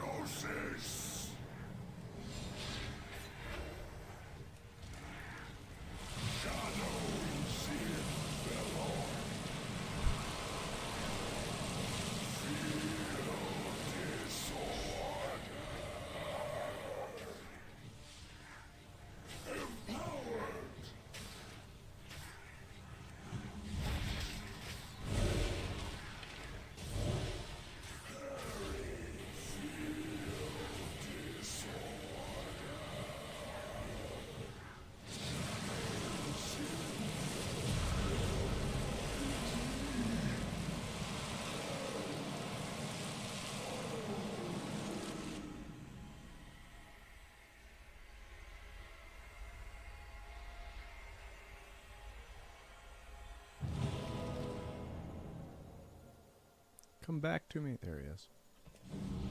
We need it.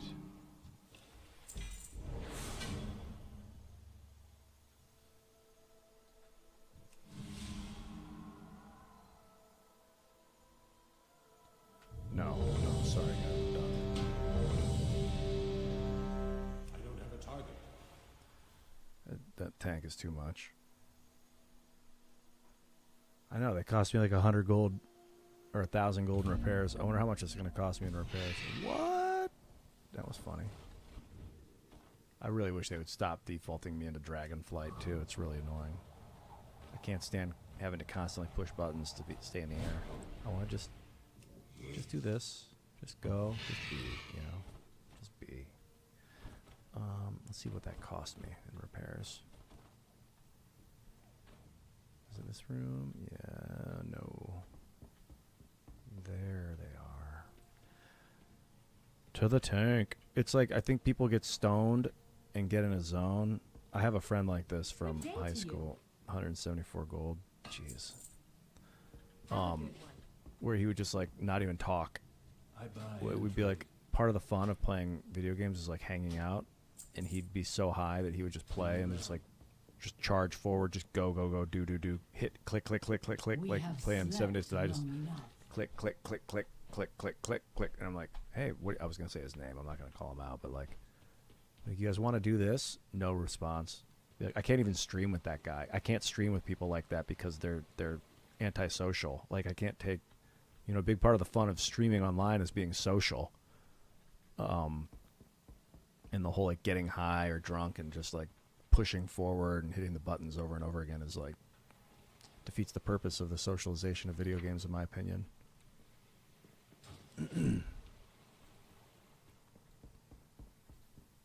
I buy and trade. Now to sell the garbage. That I think I'd rather have versatility. I think I gotta double check what. Yeah, it's like playing with NPCs. That's a good way to put it. It's a fucking numbing agent. Alcohol turns people into NPCs. Just drugs in general can turn people into NPCs.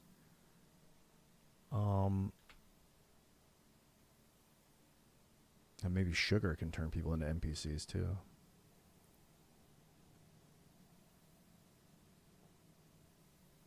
I like the strategy and tactics. That's part of why I was having so much fun with Apollo playing War Tales. I just like games where like, all right, there's no rush. Everything being together is fun. Being excellent is fun. It's not about winning, it's about how did we win? Did we take no damage?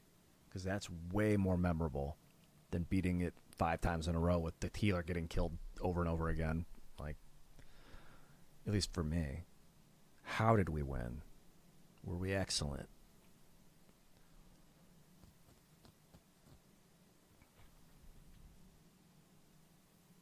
I got that Bill and Ted shit going on. Were we excellent to each other? Yeah. Because if you can forge a good team with someone, you could play other games together too, and then you could probably take that teamwork offline, out of game world, and like build actual companies together and stuff.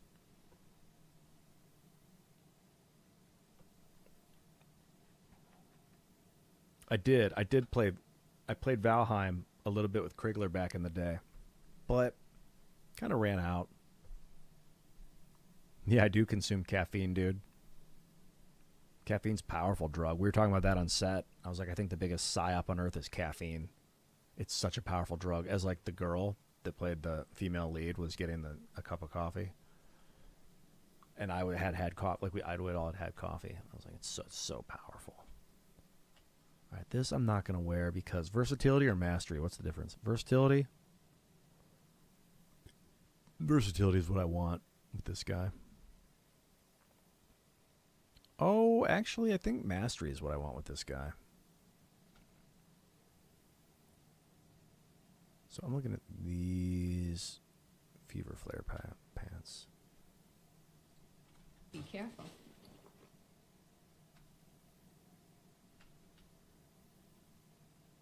Yeah, I'm going to say mastery is what I want with this guy. Well met.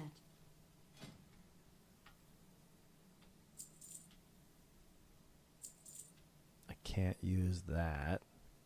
Oh, no, that's just old. I loved that Tome of Unstable Power. I loved making 1 to 3 arcane illusions of myself. It's lame, though. It's time for it to go. And that, I got the upgrades, so I can sell that. This, now, I got to equip this thing. What's this? Leather belt, old, can get rid of. This is mail, I can't use. Warbound until equipped. I can sell it to pay for the damages. Pay for repairs. Thank you very much. Now let's see what I can do with this trinket. Safe travels.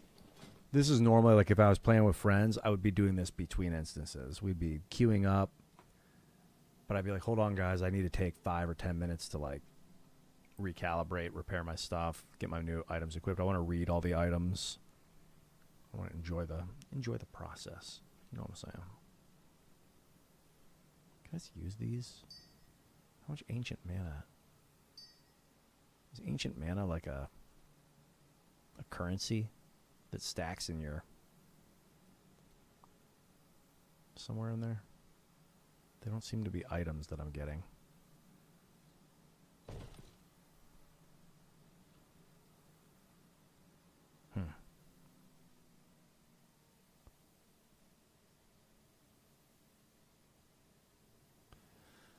Okay, we got this high speakers accretion. What is that going into? Well, I'm probably going to get rid of the lower item level. Charge the crystal to summon a rift. Oh, wait. I have 2 of those now. Well, I can't have 2, so... Or can I? No, I can't equip 2, so I'm going to just equip the better one.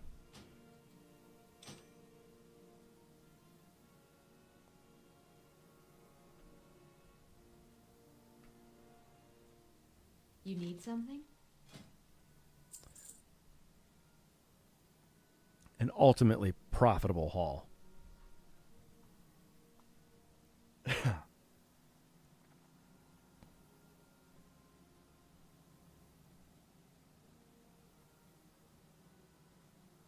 Yeah, Valheim was... I've told this... I mentioned this a little bit before on stream a couple weeks ago, I think, when Valheim came up. It was cool at first. And then... it was like...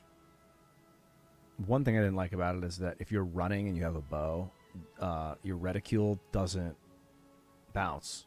Like, you don't lose aim if you're running, which I always thought was kind of cheap. Like, I feel like if you're running, like, I would run backwards and I'd be shooting the bow and I'd have perfect accuracy running backwards. Like, your bow should be, like, if you're standing still, have pretty good accuracy, and if you're moving, it should be fucking rough. Like, not as good, unless you're, like, a master with the bow, and then maybe it's almost as good. Mountain Blade has that really good. But Valheim, it was just, it felt like unfinished. It felt like they didn't put a lot of attention into the combat. It was just more about Ark, but like way, way less good than Ark. Survival Evolved. And then it was more like, did you get the good equipment? Because you can't do the next level until you get all the good equipment. And then once you get the good equipment, it basically like levels you up. So I logged out, and Adam kept playing while I was logged out. It was like him and Ferk and a bunch of guys, like a few people. I think Ferk was playing. And then I came back like 5 or 6 days later, and Adam had already got all the really high-level equipment. And he was like, here's some iron armor, or whatever. He gave me like high-level armor, and it was like he just power-leveled my guy. And I was like, well, he basically just beat the whole game for me.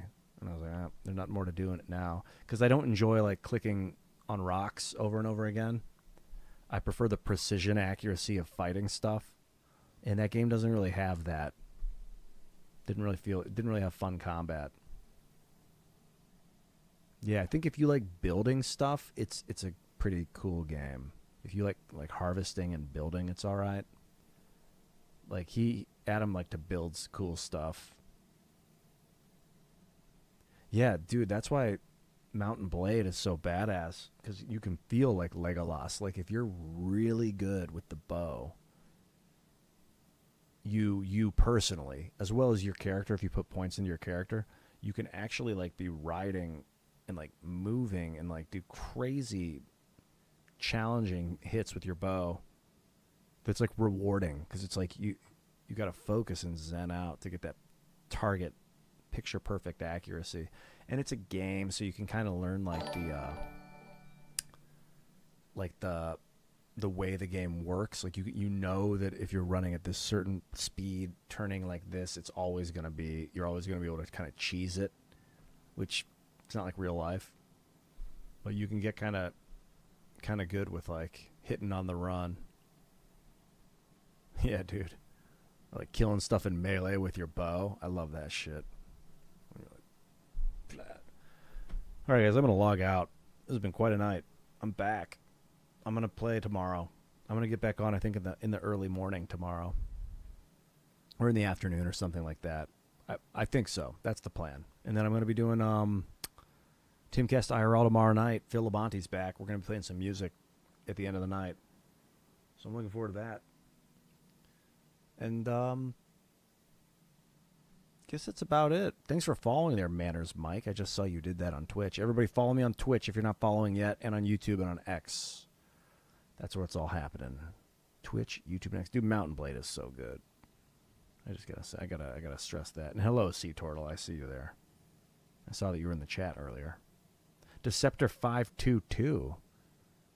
I did listen to Coming Home. Yeah, Tim Pool's new release. Oh, you asked. James Lindsay has been going hard against the woke right. What are my thoughts? I have so many on so many different levels. Honestly, I feel like people that talk about humanity in terms of left and right are far gone. I think that's like it's like when people call humans black and white. Like, that's a white guy. That's a black guy. They're not. And it's lazy to call them that. But people are like, well, I know it's lazy, but I'm just going to do it anyway because it's easier. Like, well, you know, we're all going to die then if you're going to be lazy and just do what's easy. Do what's accurate.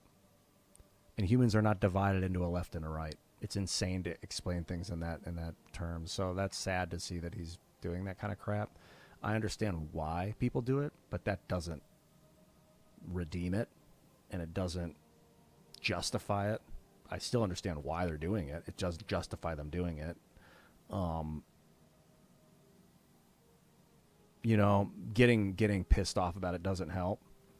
So I just kind of let people do it and listen anyway and try and stay positive and on good emotions. That's one way of looking at when I hear people talk in terms of left and right and woke this and bullshit that.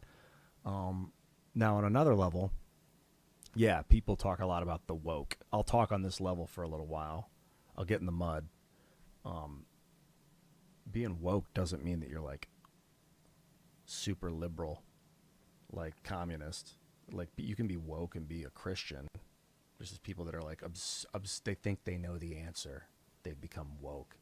Oh, I know what is it, Christianity is the right one, or Islam is the right one. Like, that's fucking woke as shit. You don't know. No one knows. No one should even deign to claim the answer of the greatness of what is spawned creation. Anyone that claims to is woke as fuck. And I think you got to be careful not to become some know-it-all, some wokist. We all have a lot of waking up to do.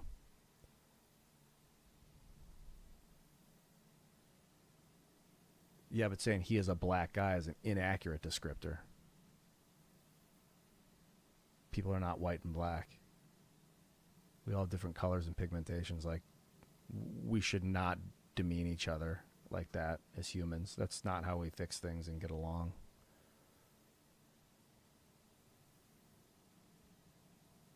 I'm all about accuracy, man.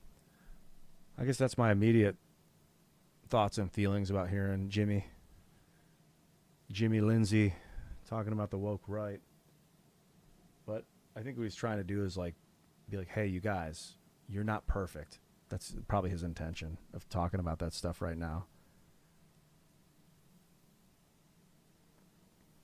Those are some deep late night thoughts that I had. I'm a little, I think I'm starting to get strained from staying up so late. I'm a bit fatigued from all the travel today. Even albinos aren't white. They have pigment in their skin, just not much. I mean, white is like a shade. It's not a color. Black and white are shades, and humans are not shade. We have color in our skin tones, all of us. Probably from the red blood, things like that. All right, ladies and gentlemen, have an absolutely spectacular night. Take care of yourself. Get some rest. Eat some healthy food. Breathe some clean air. Fix your posture. Oh, that's what I'm going to do. I had a long day today. I'm looking forward to gaming tomorrow, getting back into this with a fresh, healthy perspective. That's what I want to do. Order the epic provisions. Drinking some water. I'll pass the fuck out. Thank you guys so much for coming to the stream tonight. That was a lot of fun. It was great. I'm getting better at this Warcraft thing. Thank you. Thanks for the tips and everything, too. That helped a lot. I'm not going to... when I go into these battles, I'm not going to go in guns blazing, just healing everything. I'm going to slow down my heals. That's when you're at the top level of this game. You cannot just go and just start healing everyone right away. You got to be... like you said earlier, I think it was you, Sifrit, said it. You got to let the tank draw aggro before you start healing. Otherwise, you're fucking doomed. So I feel like now the game is like... It let me from level 40 to 70 kind of play on easy mode, and now it's starting to get real again. And I love that about this game. It's not super easy. It's not supposed to be super easy. It's intense. All right. Catch you later, homie. Yeah, let's do it, Varenheit. Come to... go join the Discord. ! Discord. We'll get you into the Discord chat. And from there... It should, anyway. I have a Discord... Maybe it needs to be lowercase? Maybe the bot's not working. Let me see if the bot's working. ! Discord. Yeah, there it is. It worked. Oh, wait. No, maybe it didn't. I think Dragonfruit posted it. But you can join the Discord. And from there, we have a subscriber chat, member chat.